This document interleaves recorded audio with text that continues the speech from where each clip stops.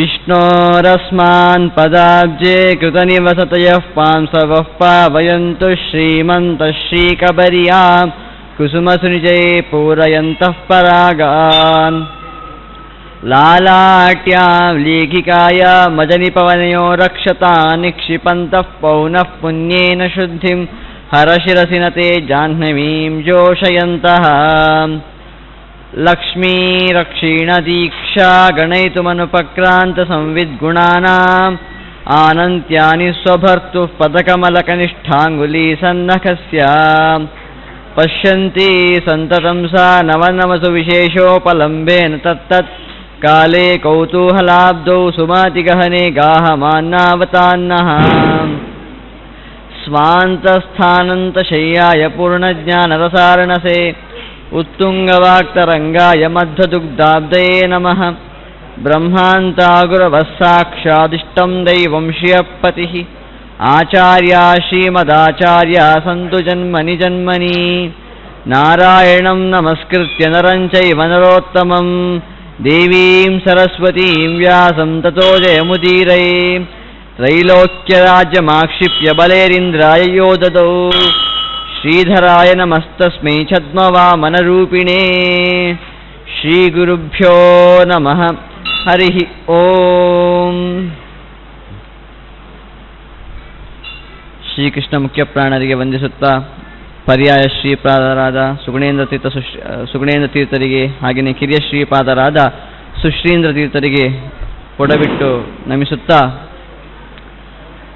ಇನ್ನು ಯಥಾಶಕ್ತಿ ಸ್ವಲ್ಪ ದಿನಗಳ ಕಾಲ ವಾಮನ ಪುರಾಣದ ಚಿಂತನೆಯನ್ನು ಮಾಡೋಣ ಅಂತ ನಾವು ಸೇರಿದ್ದೇವೆ. ಏನಿದು ವಾಮನ ಪುರಾಣ ಅಂತ ಕೇಳಿದರೆ ಇಲ್ಲಿ ಮೊದಲಿಗೆ ಮುಖ್ಯವಾಗಿ ವಾಮನನ ಅವತಾರದ ವರ್ಣನೆ ಇಲ್ಲಿ ಬರುತ್ತದೆ. ಆದ್ದರಿಂದಾಗಿ ಇದಕ್ಕೆ ವಾಮನ ಪುರಾಣ ಅಂತ ಹೆಸರು. ಪುರಾಣ ಪ್ರಾರಂಭವಾಗುವಾಗಲೇ ಎಲ್ಲ ಹೆಚ್ಚಿನ ಪುರಾಣದ ಹಾಗೆ ಇಲ್ಲಿಯ ಮಂಗಳ ಶ್ಲೋಕ ನಾರಾಯಣಂ ನಮಸ್ಕೃತ್ಯ ನರಂಚೈವ ನರೋತ್ತಮಂ ದೇವೀಂ ಸರಸ್ವತೀಂ ವ್ಯಾಸಂ ತತೋ ಜಯ ಮುದೀರಯೇ ಅಂತ. ನಾರಾಯಣನಿಗೆ ನಮಿಸುತ್ತಾ, ನಾರಾಯಣ ಅಂತ ಕೇಳಿದರೆ ಯಾರು ಅಂತ ಹೇಳುವಾಗ ನರರ ಸಮೂಹವೇ ನಾರ ಅಂತ ಕರೆಯುವಂಥದ್ದು. ಆಪೋ ನಾರ ಸಮುದ್ದಿಷ್ಟ ಆಪೋ ವೈ ನರಸೂನವಃ ಅಂತ. ಆಪೋ ನಾರ ಇತಿ ಪ್ರೋಕ್ತಾಹ ಅಂತ ಹೇಳ್ತಾರೆ. ಅಂದರೆ ನರರ ಸಮೂಹಕ್ಕೆ ನಾರ ಅಂತ ಹೆಸರು ಅಂತ. ಹಾಗೆಯೇ ಲಕ್ಷ್ಮಿಗೂ ಕೂಡ ನಾರ ಅಂತ ಹೆಸರಿದೆ, ಪ್ರಾಣನಿಗೂ ಕೂಡ ನಾರ ಅಂತ ಹೆಸರಿದೆ. ಈ ಎಲ್ಲರಿಗೂ ಯಾರೇ ಆಗಿರಲಿ ನರರ ಸಮೂಹ ಅಂದರೆ ಪ್ರಾಣನೇ ಮೊದಲಾದ ನರರ ಸಮೂಹಕ್ಕೆ, ಹಾಗೆಯೇ ಅಕ್ಷರ ತತ್ವವಾದ ಇದೆಲ್ಲ ಕ್ಷರತತ್ವಗಳು, ಬ್ರಹ್ಮನಿಂದ ಹಿಡಿದು ಪ್ರಾಣನಿಂದ ಹಿಡಿದು ಎಲ್ಲವೂ ಕ್ಷರತತ್ವಗಳು, ಅಂದರೆ ನಾಶವಾಗುವಂಥವುಗಳು. ಆದರೆ ಲಕ್ಷ್ಮಿಗೆ ನಾಶ ಅಂತ ಒಂದಿಲ್ಲ. ಹಾಗಾಗಿ ಅಕ್ಷರಕ್ಷರ ಇವುಗಳಿಗಿಂತ ಅತೀತನಾದವನು ನಾರಾಯಣ, ಅವರಿಗೆಲ್ಲ ಆಶ್ರಯನಾದವನು ನಾರಾಯಣ ಅಂತ. ಈ ನಾರಾಯಣ ಅಂತ ಇದು ಭಗವಂತ ವಿಷ್ಣುನಂತ ನಾವು ಏನನ್ನು ಕರಿತೇವೋ ಅವನಿಗೆ ಮಾತ್ರ ಇರುವಂಥ ಹೆಸರು, ಮತ್ತಾರಿಗೂ ಇಲ್ಲ. ಈಗ ನಾವು ರುದ್ರ, ವಿಷ್ಣು ಇಂಥ ಹೆಸರುಗಳನ್ನು ಬೇರೆ ದೇವತೆಗಳಲ್ಲಿಯೂ ಕೂಡ ಕಾಣ್ತೇವೆ ಕೆಲವು ಬಾರಿ. ಆದರೆ ಈ ನಾರಾಯಣ ಅಂತ ಏನು ಹೆಸರಿದೆ ಅದು ಆ ಭಗವಂತ ಯಾರು ಮೋಕ್ಷದಾತ ಜನಾರ್ದನ ಇದ್ದಾನೋ ಅವನಿಗೆ ಮಾತ್ರ ಇರುವಂತಹ ಹೆಸರು. ಹಾಗಾಗಿ ಎಲ್ಲರಿಗೂ ಒಡೆಯನಾದಂತಹ ಆ ನಾರಾಯಣನಿಗೆ ಮೊದಲು ನಮಿಸುತ್ತಾ ಗ್ರಂಥವನ್ನು ಪ್ರಾರಂಭ ಮಾಡ್ತಾರೆ ವೇದವ್ಯಾಸರು. ಹೇಳ್ತಾ ನಾರಾಯಣಂ ನಮಸ್ಕೃತ್ಯ, ಮೊದಲಿಗೆ ನಾರಾಯಣನಿಗೆ ನಮಸ್ಕಾರ ಮಾಡಿ ಆನಂತರ ನರ ಅಂತ ಯಾರು ಕೇಳಿದರೆ ಇದು ವಿಶೇಷವಾಗಿ ಭಗವಂತನ ಆವೇಶ ಕೂಡ ಇದೆ. ಮುಖ್ಯವಾಗಿ ಶೇಷ ನರ ಅಂತ ಹೇಳುವಾಗ ಶೇಷನ ಯಾಕೆ ಚಿಂತನೆ ಮಾಡಬೇಕು ಕೇಳಿದರೆ ಇದೊಂದು ಪುರಾಣ, ಅಂದರೆ ಇತಿಹಾಸ ಗ್ರಂಥ. ನಾವು ಚೆನ್ನಾಗಿ ಇತಿಹಾಸ ಗ್ರಂಥವನ್ನು ಅಧ್ಯಯನ ಮಾಡಬೇಕಂತಾದರೆ ಮುಖ್ಯವಾಗಿ ಆ ಶೇಷನ ಅನುಗ್ರಹ ಬೇಕಾಗ್ತದೆ ನಮಗೆ. ಯಾರು ಭಗವಂತನ ಹಾಸಿಗೆ ಆಗಿದ್ದಾನೋ ಆ ಶೇಷನ ಅನುಗ್ರಹ ಇದ್ದರೆ ಮಾತ್ರ ಇಲ್ಲಿ ನಾವು ಚೆನ್ನಾಗಿ ಪುರಾಣಗಳನ್ನು ಕಲೀಲಿಕ್ಕೆ ಸಾಧ್ಯ, ಮಹಾಭಾರತದ ಗ್ರಂಥಗಳನ್ನು ಕಲೀಲಿಕ್ಕೆ ಸಾಧ್ಯ. ಇಲ್ಲಾಂದರೆ ಇನ್ನು ಕೆಲವರು ಮಹಾಭಾರತವನ್ನು ಓದಿ ದುರ್ಯೋಧನನೇ ಹೀರೋ ಅಂತ ಹೇಳ್ತಾರೆ. ಇದೆಲ್ಲ ಆಗಲ್ಲ. ಇದೆಲ್ಲ ಅವರು ಇಂಥ ಚಿಂತನೆಗಳು ಬರ್ತಾ ಇದೆ ಅಂತ ಹೇಳಿದರೆ ವೇದವ್ಯಾಸರು ಪ್ರಾರಂಭ ಮಾಡುವಾಗಲೇ ವಾಸುದೇವ ಮಹಾತ್ಮ್ಯವನ್ನು ಹೇಳಲಿಕ್ಕೋಸ್ಕರ ನಾನು ಮಹಾಭಾರತವನ್ನು ಇತ್ಯಾದಿ ಗ್ರಂಥಗಳನ್ನು ಪುರಾಣಗಳನ್ನು ಬರೀತೇನೆ ಅಂತ ಹೇಳುವಂಥದ್ದು. ಆದರೆ ಇಂತಹ ಗ್ರಂಥಗಳನ್ನು ನೋಡಿ ನಾವು ಯಾರು ಖಳನಟರು ಅಂತ ಪುರಾಣಗಳು ಹೇಳ್ತವೋ, ಮಹಾಭಾರತ ಹೇಳ್ತದೋ ಅವರ ಬಗ್ಗೆ ನಮಗೆ ಒಳ್ಳೆಯ ಆಸಕ್ತಿ ಇದೆ ಅಂತಾದರೆ ಶೇಷ ಅನುಗ್ರಹ ಆಗಲಿಲ್ಲ ಅಂತ ಅರ್ಥ. ಹಾಗಾಗಿ ಶೇಷನ ಅನುಗ್ರಹ ಆದರೆ ಚೆನ್ನಾಗಿ ಪುರಾಣ ಅರ್ಥ ಆಗ್ತದೆ. ಹಾಗಾಗಿ ಪುರಾಣದ ನಾಯಕನ ಬಗ್ಗೆ ಕೂಡ ಚೆನ್ನಾಗಿ ನಮಗೆ ತಿಳಿತದೆ. ಯಾರು ಆ ನಾಯಕ ಕೇಳಿದರೆ ನಾರಾಯಣನೇ ಆಗಿರ್ತಾನೆ. ಮುಖ್ಯವಾಗಿ ನರ ಅಂತ ಹೇಳುವಾಗ ನರನಿಗೆ ನಮಸ್ಕಾರ ಮಾಡಿ, ಯಾಕೆ ಹೇಳಿದ್ರೆ ಶೇಷನ ಅನುಗ್ರಹ ಆಗಬೇಕು ಅಂತ. ಅಷ್ಟೇ, ಶೇಷನ ಅನುಗ್ರಹ ಆಯಿತು. ಅದು ಅವನಿಗಿಂತ ಒಬ್ಬ ಮೇಲಿದ್ದಾನಲ್ವ, ಜೀವೋತ್ತಮ ತತ್ವ, ಪ್ರಾಣತತ್ವ ಇದ್ದಾನಲ್ವಾ. ಪ್ರಾಣ ಅಂತ ಹೇಳಿದ್ರೆ ಪ್ರಾಣತತ್ವ, ಯಾರು ಮುಖ್ಯ ಪ್ರಾಣ ವಾಯುದೇವರಿದ್ದಾರೋ ಅವರ ಒಂದು ಅನುಗ್ರಹ ಆಗಬೇಕು ಅಂತ ನರೋತ್ತಮಂ ಅಂತ ಪ್ರಾಣದೇವರ ಒಂದು ನಮಸ್ಕಾರ ಮಾಡ್ತಾರೆ ಅವರಿಗೆ. ಆನಂತರ ಹಿಂದೆ ಬಂತು ದೇವೀಂ ಅಂತ. ದೇವಿ ಅಂತ ಕೇಳಿದರೆ ಆ ಲಕ್ಷ್ಮೀದೇವಿ, ಅಕ್ಷರತತ್ವ ಅಂತ ಕಲಿಸಿಕೊಳ್ಳಲ್ಪಡುವಂತಹ ನಾಶವೇ ಇರದಂತಹ ಲಕ್ಷ್ಮೀದೇವಿಗೆ ಕೂಡ ನಮಸ್ಕಾರ ಮಾಡಬೇಕು. ಯಾಕೆ ಅಂತ ಕೇಳಿದರೆ ಅವಳು ಸಕಲ ವಾಂಗ್ಮಯಕ್ಕೆ ಅಭಿಮಾನಿ, ಶೇಷ ಬರೀ ಇತಿಹಾಸಕ್ಕೆ ಅಂತ ಹೇಳುವಂಥದ್ದು. ಗರುಡ ಅಂತ ಇಟ್ಕೊಂಡ್ರೆ ಅವನು ಬರೀ ವೇದಕ್ಕೆ. ಆದರೆ ಲಕ್ಷ್ಮೀ ಇದ್ದಾಳಲ್ವಾ, ವೇದ ಇತಿಹಾಸ ಮುಖ್ಯವಾಗಿ ಎಲ್ಲ ಒಂದು ಏನು ಗ್ರಂಥಗಳು, ಇತಿಹಾಸ ಪುರಾಣಾದಿ ವೇದಾದಿ ಗ್ರಂಥಗಳು ಅಂತಿದೆಯೋ ಅದೆಲ್ಲದಕ್ಕೂ ಅಭಿಮಾನಿ ಆ ಲಕ್ಷ್ಮೀದೇವಿ. ನಮಗೆ ಚೆನ್ನಾಗಿ ಆ ಭಗವಂತನ ಬಗ್ಗೆ ಜ್ಞಾನ ಬರಬೇಕಂತಾದರೆ ಆ ಲಕ್ಷ್ಮೀದೇವಿ ಅನುಗ್ರಹ ಬೇಕೇ ಬೇಕು. ಯಾಕೆಂದರೆ ಯಾಕೆ ಅವಳ ಅನುಗ್ರಹ ಬೇಕು ಅಂತ ಕೇಳಿದರೆ ಅನಾದಿ ಕಾಲದಿಂದಲೂ ಕೂಡ, ಅನಾದಿ ಕಾಲ ಅಂದರೆ ಎಷ್ಟು ಕಾಲ, ಇಷ್ಟು ಅರ್ಧ ಗಂಟೆಯ, 1 ಗಂಟೆಯ, 10 ವರ್ಷ, 100 ವರ್ಷ, ಕೋಟಿ ವರ್ಷ ಅಂತ ಹೇಳಿದರೆ ಅದು ನಮ್ಮಿಂದಲೂ ಹೇಳಲಿಕ್ಕೆ ಸಾಧ್ಯ ಇಲ್ಲ. ಯಾಕೆ ಅಂತ ಕೇಳಿದರೆ ಅದನ್ನು ಪುರಾಣಗಳಿಗೆ ಹೇಳಲಿಕ್ಕೆ ಸಾಧ್ಯ ಇಲ್ಲ. ಯಾಕೆ ಅಂತ ಕೇಳಿದರೆ ಅನಾದಿ ಅಂತ ಹೇಳುವಂಥದ್ದು, ಅನಾದಿ ಅಂತ ಹೇಳಿದರೆ ಅದಕ್ಕೆ ಒಂದು ಎಂಡ್ ಅಂತ ಅಥವಾ ಸ್ಟಾರ್ಟಿಂಗ್ ಅಂತ ಇರಲಿಕ್ಕೆ ಸಾಧ್ಯನೇ ಇಲ್ಲ. ಹಾಗೆ ಎಷ್ಟೋ ಕಾಲದಿಂದ, ಲೆಕ್ಕನೇ ಇಲ್ಲದಷ್ಟು ಕಾಲದಷ್ಟು ಆ ಭಗವಂತನ ಗುಣಗಾನವನ್ನು ಮಾಡಿದರೂ ಕೂಡ ಅವಳಿಗೆ ಬೋರ್ ಆಗಲಿಲ್ಲ ಅಂತೆ, ಏನು ಯಾಕೆ ಮಾಡಬೇಕು ಅಂತ ಅನಿಸ್ಲಿಲ್ಲ ಅಂತೆ. ಹಾಗಿರುವಾಗ ಆ ಲಕ್ಷ್ಮೀದೇವಿಯ ಅನುಗ್ರಹ ಇದ್ದರೆ ಮಾತ್ರ ನಮಗೆ ಚೆನ್ನಾಗಿ ಆ ಪುರಾಣಗಳಲ್ಲಿ ಏನು ಮಾತನ್ನು ಹೇಳಿದ್ದಾರೋ ಆ ಪುರಾಣಗಳಲ್ಲಿ ಹೇಳಿದ ಭಗವಂತನ ಮಹಿಮೆಯನ್ನು ನಾವು ಚೆನ್ನಾಗಿ ತಿಳಿಯಲಿಕ್ಕೆ ಸಾಧ್ಯ. ಅವಳ ಅನುಗ್ರಹ ಇಲ್ಲ, ನಮ್ಮಿಂದ ಏನೂ ಮಾಡಲಿಕ್ಕೆ ಸಾಧ್ಯ ಇಲ್ಲ. ಆ ಲಕ್ಷ್ಮೀದೇವಿ ನಮಸ್ಕಾರ ಮಾಡ್ತಾರೆ. ಆ ನಂತರ ಸರಸ್ವತಿ ಅಂತ.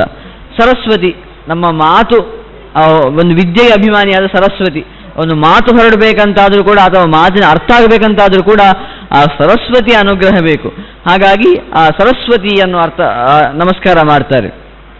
ಅದಕ್ಕೆ ಶಾರದಾ ಅಂತ ಅವಳಿಗೆ ಇನ್ನೊಂದು ಹೆಸರು, ಶಾರಂ ದದಾತೀತಿ ಶಾರದಾ ಅಂತ, ವಿದ್ಯೆಯನ್ನು ಕೊಡುವವಳು, ಹಾಗಾಗಿ ಅವಳಿಗೆ ಶಾರದಾ ಅಂತ ಹೇಳುವಂಥದ್ದು. ಹಾಗಾಗಿ ಇಷ್ಟು ಹೇಳಿ ಆ ನಂತರ ವ್ಯಾಸರಿಗೂ ಕೂಡ ನಮಸ್ಕಾರ ಮಾಡ್ತಾರೆ. ಅಲ್ಲ, ನೀವು ವೇದವ್ಯಾಸರೇ ರಚನೆ ಮಾಡಿದ್ದು ಅಂತ ಹೇಳ್ತೀರಿ, ಪುನಃ ಅವರಿಗೆ ಅವರೇ ನಮಸ್ಕಾರ ಮಾಡಿಕೊಳ್ಳುವುದು ಯಾಕೆ ಹೇಳಿದರೆ ಅವರಿಗೆ ಅವರೇ ಮಾಡ್ಕೊಳ್ಳೋದಂತಲ್ಲ, ಅವರು ಸಾಕ್ಷಾತ್ ನಾರಾಯಣನ ಅವತಾರ. ಮೊದಲಿಗೆ ನಾರಾಯಣ ಅವರು ಮಾಡ್ಕೊಂಡಾಗಿದೆ, ಹಾಗಾಗಿ ಇಲ್ಲಿ ಕೂಡ ಬಂದಾಯಿತು. ಆದರೆ ಯಾರು ನಮಗೆ ಆ ಗ್ರಂಥವನ್ನು ನೀಡಿದ್ರು ನಮಗೆ ನೆನಪಬೇಕಲ್ವಾ. ಈಗ ನೋಡಿ, ಇಂತಹ ಚಿಂತನೆಗಳು ಈ ನಮ್ಮ ಅರ್ವಾಚೀನ ಸಂಸ್ಕೃತಿಯಲ್ಲಿ ಇಲ್ಲವೇ ಇಲ್ಲ.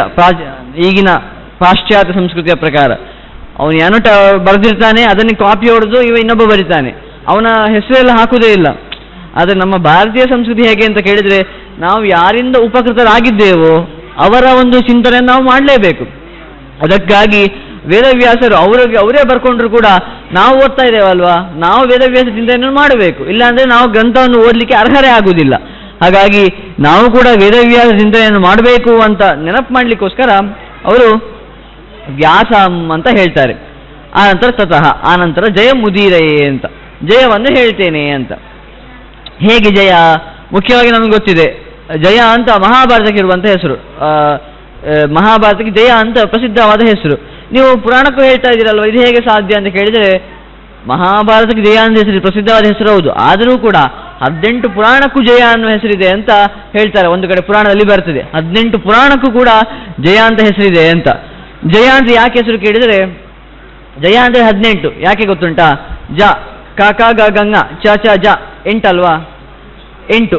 ಯಾ ಅಂತ ಹೇಳಿದರೆ ಯಾರ ಲಾವ ಅಂದರೆ ಅದರಲ್ಲಿ ಯಾ ಅವರ್ಗೀಯ ವ್ಯಂಜನಗಳಲ್ಲಿ 1 81 ಆಗ್ತದೆ ಅಲ್ವಾ ಕೇಳಿದರೆ. ಹಾಗಲ್ಲ, ಸಂಖ್ಯಾನಂ ವಾಮತೋಗತಿ ಅಂತ ಒಂದು ನಿಯಮ. ಸಂಖ್ಯೆಗಳನ್ನು ಓದುವಾಗ ನಾವು ಅಕ್ಷರಗಳಲ್ಲಿ ಹೇಳಿ ಓದುವಾಗ ಅದನ್ನು ಉಲ್ಟಾ ಮಾಡಿ ಓದಬೇಕು ಅಂತ. ಅಂದರೆ ಎಷ್ಟು? 18 ಆಗ್ತದೆ. 18 ಪುರಾಣಗಳಲ್ಲಿ ಸೇರಿರುವ ಈ ವಾಮನ ಪುರಾಣವು ಕೂಡ ಜಯ ಅಂತ ಕರೆಸಲ್ಪಡ್ತದೆ. 18 ಒಂದು ಜಯ ಅಂತಾದರೆ ಅದರಲ್ಲಿ ಸೇರಿರುವ ವಾಮನ ಪುರಾಣ ಕೂಡ ಜಯ ಅಂತ ಕರೆಯಲ್ಪಡ್ತದೆ ಅಂತ ಹೇಳಿ ಗ್ರಂಥವನ್ನು ಆರಂಭ ಮಾಡ್ತಾರೆ.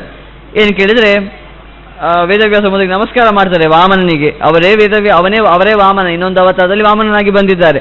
ಅದು ಕೂಡ ವಾಮನ ಪುರಾಣ ಅಂತಾದ್ರಿಂದ ವಾಮನನಿಗೆ ನಮಸ್ಕಾರ ಮಾಡ್ತಾರೆ ಮೊದಲಿಗೆ. ಏನು ಕೇಳಿದರೆ, ತ್ರೈಲೋಕ್ಯಂ ರಾಜ್ಯಂ ಆಕ್ಷಿಪ್ಯ ಬಲೇ ಇಂದ್ರ ಯೋಧದೋ ಶ್ರೀಧರಾಯ ನಮಸ್ತಸ್ಮೈ ಛದ್ಮವಾಮನ ರೂಪಿಣೆ ಅಂತ. ತ್ರೈಲೋಕ್ಯಂ ರಾಜ್ಯಮಾಕ್ಷಿಪ್ಯ, 3 ಲೋಕದ ಒಡೆತನ ಹೊಂದಿದ್ದ ಯಾರು? ಬಲಿಯಿಂದ ರಾಜ. ಆ ಬಲಿಯಿಂದ 3 ಲೋಕದ ಒಡೆತನವನ್ನು ತೆಗೆದುಕೊಂಡು ಇಂದ್ರನಿಗೆ ಯಾರು ಕೊಟ್ಟನೋ ಅಂತಹ ವಾಮನನಿಗೆ ನಮಸ್ಕಾರ ಅಂತ. ಅವನೆಂಥವನು? ಶ್ರೀಧರ, ಲಕ್ಷ್ಮಿಯ ಗಂಡ. ಹೇ ವಾಮನನಿಗೆ ನಮಸ್ಕಾರ ಅಂತ.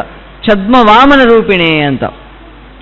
ಆ ವಾಮನ ಶಬ್ದಕ್ಕೆ ಅರ್ಥ ಹೇಳುವಾಗಲೇ ನಾವು ಮುಖ್ಯವಾಗಿ ಪುರಾಣದ ಪ್ರಾರಂಭವನ್ನು ಮಾಡ್ತಾ ಇದ್ದೇವೆ ಅಂತ ಕೇಳಿದರೆ ಆ ವಾಮನ ಶಬ್ದ ಅರ್ಥವನ್ನು ಚೆನ್ನಾಗಿ ತಿಳಿಬೇಕು ನಾವು.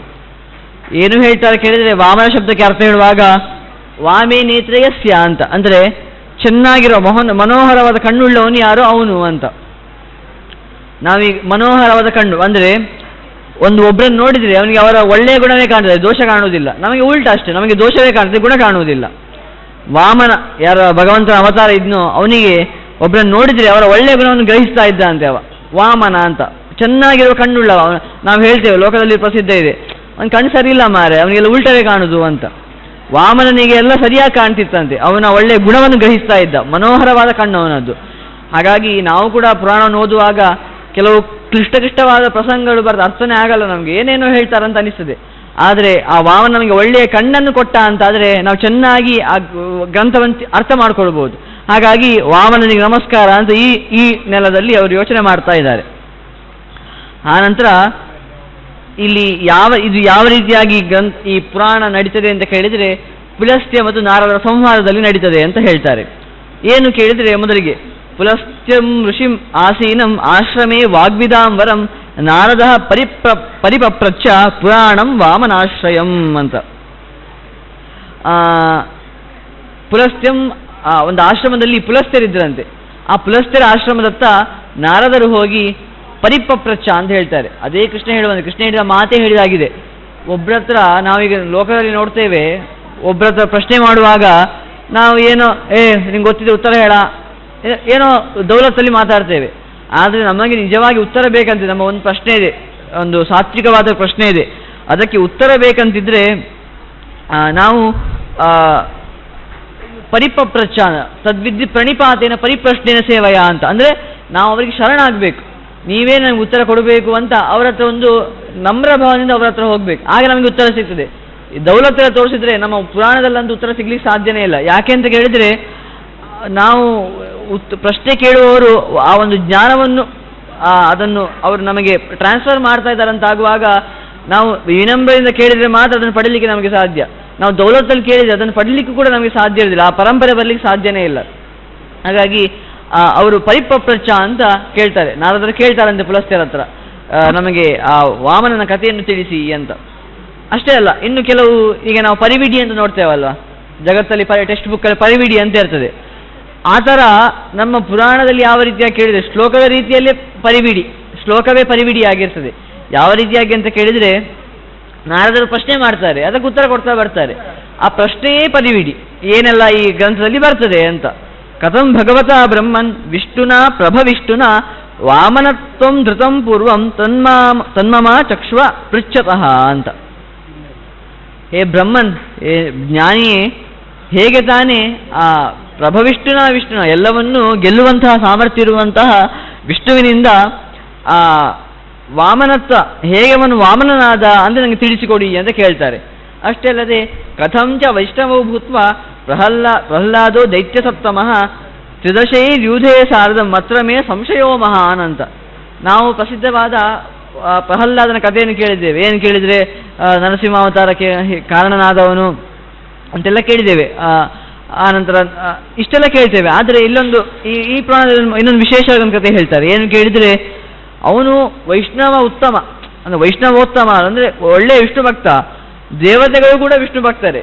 ಆದರೆ ಪ್ರಹ್ಲಾದ ದೇವತೆಗಳೊಂದಿಗೆ ಯುದ್ಧ ಮಾಡ್ತಾನಂತೆ. ಯಾವಾಗ ಯುದ್ಧ ಆಗ್ತದೆ, ವಿರುದ್ಧ ಮನಸ್ಕರಿದ್ದಾಗ ಯುದ್ಧ ಆಗ್ತದೆ. ಅಂದರೆ ಇವರು ದಕ್ಷಿಣ, ಇವರು ಉತ್ತರ, ಅಂದರೆ ಈ ಥರ ಇವರು ಪೂರ್ವ, ಅವರು ಪಶ್ಚಿಮ, ಈ ಥರ ವಿರುದ್ಧವಾದ ಧರ್ಮ ಇದ್ದಾಗ ಯಾವಾಗ ಯುದ್ಧ ಆಗುವಂಥದ್ದು ನೋಡೋದು. ಹಾಗಾಗಿ ಇಲ್ಲಿ ವಾಮನನು ವೈಷ್ಣವೋತ್ತಮ, ಪ್ರಹ್ಲಾದನು ವೈಷ್ಣವೋತ್ತಮ, ದೇವತೆಗಳು ವೈಷ್ಣವೋತ್ತಮರೇ, ಅವರಿಬ್ಬರ ನಡುವೆ ಯುದ್ಧ ಯಾಕಾಯಿತು ಅಂತ ಕೇಳ್ತಾರೆ. ಆ ನಂತರ ಶ್ರೀಯತೆ ಚ ದ್ವಿಜಶ್ರೇಷ್ಠ ದಕ್ಷಸ್ಯ ದುಹಿತಾ ಸತಿ ಶಂಕರಸ್ಯ ಪ್ರಿಯಾ ಭಾರ್ಯ ಭುಭುವ ವರವರ್ಣಿನಿ ಕಿಮರ್ಥಂ ಸಾ ಪರಿತ್ಯಜ್ಯ ಸ್ವಶರೀರಂ ವರಾನನ ಜಾತಾ ಹಿಮವತೋ ಗೆಹೆ ಗಿರೀಂದ್ರಸ್ಯ ಮಹಾತ್ಮನಃ ಅಂತ. ಏ ದ್ವಿಜಶ್ರೇಷ್ಠ, ಜ್ಞಾನಿಗಳಲ್ಲಿಯೇ ಶ್ರೇಷ್ಠನಾದವನೇ ಈ ದಕ್ಷನ ಮಗಳಿದ್ದಾಳಲ್ವಾ, ಅವಳು ಸತಿ ಅಂತ, ಅವಳ ಹೆಸರು ಸತಿ ಅಂತ. ಆ ಸತಿ ಹುಟ್ಟಿದ್ಲು, ಶಂಕರನ ಭಾರಿ ಆದ್ಲು. ಆದರೂ ಕೂಡ ಆ ದೇಹವನ್ನು ಏನು ಹುಟ್ಟಿದ್ಲು ಆ ದೇಹವನ್ನು ತೆಗೆದು ಅವಳು ಪುನಃ ಹಿಮವಂತನ ಮನೆಯಲ್ಲಿ ಪಾರ್ವತಿಯಾಗಿ ಹುಟ್ಟಿದ್ಲಲ್ವಾ, ಅದು ಯಾಕೆ ಅಂತ ಆ ಪ್ರಶ್ನೆಯನ್ನು ಕೇಳ್ತಾರೆ. ಪುನಶ್ಚ ದೇವದೇವಸ್ಯ ಪತ್ನಿತ್ವಂ ಅಗಮಶ್ಚುಭ ಏತನ್ಮೇ ಸಂಶಯ ಛಿಂದಿ ಸರ್ವವಿತ್ವಂ ಮತೋಸಿಮೆ ತೀರ್ಥಾನಾಂ ಚೈವ ಮಾಹಾತ್ಮ್ಯಂ ದಾನಾನಾಂ ಚೈವ ಸತ್ತಮ ವ್ರತಾನಾಂ ವಿವಿಧಾನಾಂ ಚ ವಿಧಿಮಾಚಕ್ಷ್ವ ಮೇ ದ್ವಿಜ ಏವ ಮುಕ್ತೋ ನಾರದೇನ ಪ್ಲಸ್ಟ್ಯೋ ಮುನಿಸತ್ತಮಃ ಪ್ರೋವಾಚ ವದತಾಂ ಶ್ರೇಷ್ಠೋ ನಾರದಂ ತಪಸೋ ನಿಧಿಂ ಅಂತ ಇಷ್ಟು ಹೇಳ್ತಾರೆ. ಏನು ಕೇಳಿದರೆ, ಹೀಗೆ ತೀರ್ಥಗಳ ಮಹತ್ವವನ್ನು ಏನು ಉಂಟು, ಇನ್ನು ದಾನ ಮಾಡ್ತೇವಲ್ಲ ಅದರ ಮಹತ್ವ ಎಂತ, ಇನ್ನು ನಾವು ವಿವಿಧ ವ್ರತಗಳನ್ನು ಮಾಡ್ತೇವೆ. ವ್ರತ ಅಂತ ಹೇಳುವಾಗ ಒಂದು ಹಿಡ್ಕೊಳ್ಳೋದು ಒಂದು ಬಿಡುದು. ಅಂದರೆ ಈಗ ಪಯೋವ್ರತ ಅಂತ ಹೇಳ್ತೇವೆ, ಅಂದರೆ ಅಲ್ಲಿ ಪಯೋವ್ರತ ಅಂತ ಏನು ಕೇಳಿದರೆ ಅಲ್ಲಿ ಹಾಲನ್ನು ಮಾತ್ರ ಕುಡಿಬೇಕು, ಮತ್ತೆ ಯಾವುದನ್ನು ಕುಡಿಲಿಕ್ಕಿಲ್ಲ ಒಂದು ತಿಂಗಳು, ಅದು ಪಯೋವ್ರತ. ಇನ್ನೊಂದು ಇದೆ ಕ್ಷೀರವ್ರತ ಅಂತ, ಇನ್ನೊಂದು ಅಲ್ಲಿ ಕ್ಷೀರವ್ರತ ಅಂತ ಹೇಳುವಾಗ ಆ ತಿಂಗಳು ಕ್ಷೀರವನ್ನು ಬಿಡಬೇಕು. ಈ ಥರ ವ್ರತ ಅಂತ ಹೇಳುವಾಗ ಎರಡು ರೀತಿಯಾಗಿ, ಒಂದು ಹಿಡ್ಕೊಳ್ಳೋದು ಒಂದು ಬಿಡುದು, ಕೆಲವು ಬಾರಿ ಹಿಡಿಯುವ ವ್ರತ ಕೆಲವು ಬಾರಿ ಬಿಡುವಂತಹ ವ್ರತ. ಆ ವ್ರತಗಳ ಮಹತ್ವವನ್ನು ಹೇಳಿ ಪುಲಸ್ತ್ಯರೆ ಅಂತ ಕೂಡ ಕೇಳ್ತಾರೆ. ಆಗ ಪುಲಸ್ತ್ಯರು ಹೇಳ್ತಾರೆ, ಅವರ ಮಾತನ್ನು ಗಮನಿಸಿ ಕೇಳಬೇಕಾದಂಥದ್ದು. ಅವ್ರು ಏನು ಹೇಳ್ತಾರೆ ಕೇಳಿದರೆ, ಪುರಾಣಂ ವಾಮನಂ ವಕ್ಷೆ ಕ್ರಮಾತ್ ನಿಖಿಲ ಮಾದಿತಃ ಅವಧಾನಂ ಸ್ಥಿರಂ ಕೃತ್ವ ಶೃಣುಷ್ವ ಮುನಿಸತ್ತಮ ಅಂತ. ಮುಖ್ಯವಾಗಿ ಗ್ರಹಿಸಬೇಕಾದಂತಹ ಮಾತು, ವಾಮನ ಪುರಾಣವನ್ನು ಹೇಳ್ತೇನೆ ನಾನು, ಕ್ರಮವಾಗಿ ಹೇಳ್ತೇನೆ, ಎಲ್ಲ ಮೊದಲಿಂದ ಕೊನೆಯವರೆಗೆಲ್ಲ ನಿಖಿಲಂ ಎಲ್ಲವನ್ನು ಹೇಳ್ತೇನೆ. ಆದರೆ ನಿನ್ನ ಕೆಲಸ ಒಂದಿದೆ, ಏನು ಕೇಳಿದೆ, ಅವಧಾನಂ ಸ್ಥಿರಂ ಕೃತ್ವ, ಸ್ಥಿರವಾಗಿ ಅವಧಾನವನ್ನು ಮಾಡು, ಚೆನ್ನಾಗಿ ಕೇಳಬೇಕು ನೀನು. ಎಲ್ಲೆಲ್ಲೋ ನಮ್ಮ ಮನಸ್ಸು ಎಲ್ಲೆಲ್ಲ ಇಟ್ಕೊಂಡು ಕೇಳಿದರೆ ಈ ಪುರಾಣ ಕೇಳಿದರೆ ಪುಣ್ಯ ಬರುವುದಿಲ್ಲ, ಪಾಪನೇ ಬರ್ತದೆ. ಆ ಥರ ಎಲ್ಲ ನಾವು ಅದಕ್ಕೆ ಗೌರವ ಕೊಡದೆ ಹೋದರೆ. ಹಾಗಾಗಿ ಸ್ಥಿರವಾದ ಅವಧಾನವನ್ನು ಮಾಡಿ ಈ ಗ್ರಂಥವನ್ನು ಕೇಳು ಅಂತ ಹೇಳ್ತಾರೆ. ಇನ್ನು ಹೇಳ್ತಾರೆ, ಪುರಾ ಹೈಮವತಿ ದೇವಿ ಮಂದರಸ್ಥಂ ಮಹೇಶ್ವರಂ ಉವಾಚ ವಚನಂ ದೃಷ್ಟ ಗ್ರೀಷ್ಮಕಾಲಂ ಉಪಸ್ಥಿತಂ ಅಂತ. ಗ್ರೀಷ್ಮಕಾಲ ಬಂದಿತ್ತಂತೆ. ಗ್ರೀಷ್ಮಕಾಲ ಅಂತ ಹೇಳುವಾಗ ಸೆಕೆಗಾಲ ಅದು. ಆ ಕಾಲ ಬಂದಾಗ ಈ ಪುರಾಣವನ್ನು ಹೇಳಲಿಕ್ಕೆ ಪ್ರಾರಂಭ ಮಾಡ್ತಾರೆ. ಈ ಇದಾಳಲ್ವಾ, ನೀ ಕೇಳಿದ್ಯಲ್ವಾ ದಕ್ಷನ ಮಗಳು ಅಂತ, ಅವಳು ಮದುವೆ ಆಗಿದ್ದಾಳೆ. ಈಗ ದಕ್ಷ ಕೊಟ್ಟು ಮದುವೆ ಮಾಡಿ ಆಗಿದೆ ಸತಿಗೆ. ಸತಿ ಮತ್ತು ಈಶ್ವರನಿಗೆ ಮದುವೆ ಆಗಿದೆ. ಆ ಸಮಯದಲ್ಲಿ ಗ್ರೀಷ್ಮಕಾಲ ಬಂದಾಗ ಈ ಮಾತನ್ನು ಹೇಳ್ತಾಳಂತೆ. ಈ ಅಂದರೆ ಈ ಸತೀದೇವಿ ಈಶ್ವರನ ಹತ್ರ ಮಾತನ್ನು ಹೇಳ್ತಾಳಂತೆ. ಏನು ಕೇಳಿದರೆ, ಗ್ರೀಷ್ಮ ಪ್ರವೃತ್ತ ದೇವೇಶ ನಚತೆ ವಿದ್ಯತೆ ಗೃಹಂ ಯತ್ರ ಮಾತಾ ತಪೌ ಗ್ರೀಷ್ಮೆ ಸ್ಥಿತಯೋಹನೋ ಗಮಿಷ್ಯತಃ ಏವ ಮುಕ್ತೋ ಭವಾನ್ಯಾತು ಶಂಕರೋ ವಾಕ್ಯಮಬ್ರವೀತ್ ನಿರಾಶ್ರಯೋಹಂ ಸುದಿತಿ ಸದಾರಣ್ಯ ಚರಃ ಶುಭೆ ಇತ್ಯುಕ್ತ ಶಂಕರೇಣಾಥ ವೃಕ್ಷಛಾಯಾ ಸುನಾರದ ನಿದಾಗ ಕಾಲಮನೆಯತ್ ಸಮಂ ಶರ್ವೇಣ ಸಾಸತಿ ಅಂತ. ಅಂದರೆ ಅವ್ರು ಕೇಳ್ತಾಳಂತೆ, ಸೆಕೆಗಾಲ ಬಂದಿದೆ, ಆ ಸೆಕೆಗಾಲ ಗ್ರೀಷ್ಮಕಾಲ, ಆ ಕಾಲದಲ್ಲಿ ಗಾಳಿ ವ್ಯವಸ್ಥೆ ಮತ್ತು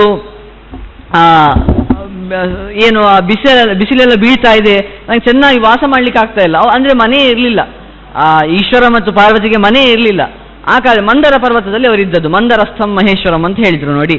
ಹಾಗಾಗಿ ಆ ಕಾಲದಲ್ಲಿ ಸೆಕೆಗಾಲ ಬಂದಾಗ ನಮಗೆ ಗಾಳಿಯ ವ್ಯವಸ್ಥೆ ಸರಿಯಾಗಿಲ್ಲ ಅಲ್ವಾ, ನೀವೊಂದು ಒಳ್ಳೆಯ ಮನೆ ಮಾಡಿಕೊಡು, ಈ ಸೆಕೆ ನಮ್ಗೆ ತಡಿಲಿಕ್ಕೆ ಆಗ್ತಾ ಇಲ್ಲ, ಬಿಸಿಲಲ್ಲಿ ತುಂಬ ಬೀಳ್ತಾ ಇದೆ ಅಲ್ವಾ ಅಂತ ಕೇಳ್ತಾರೆ. ಆಗ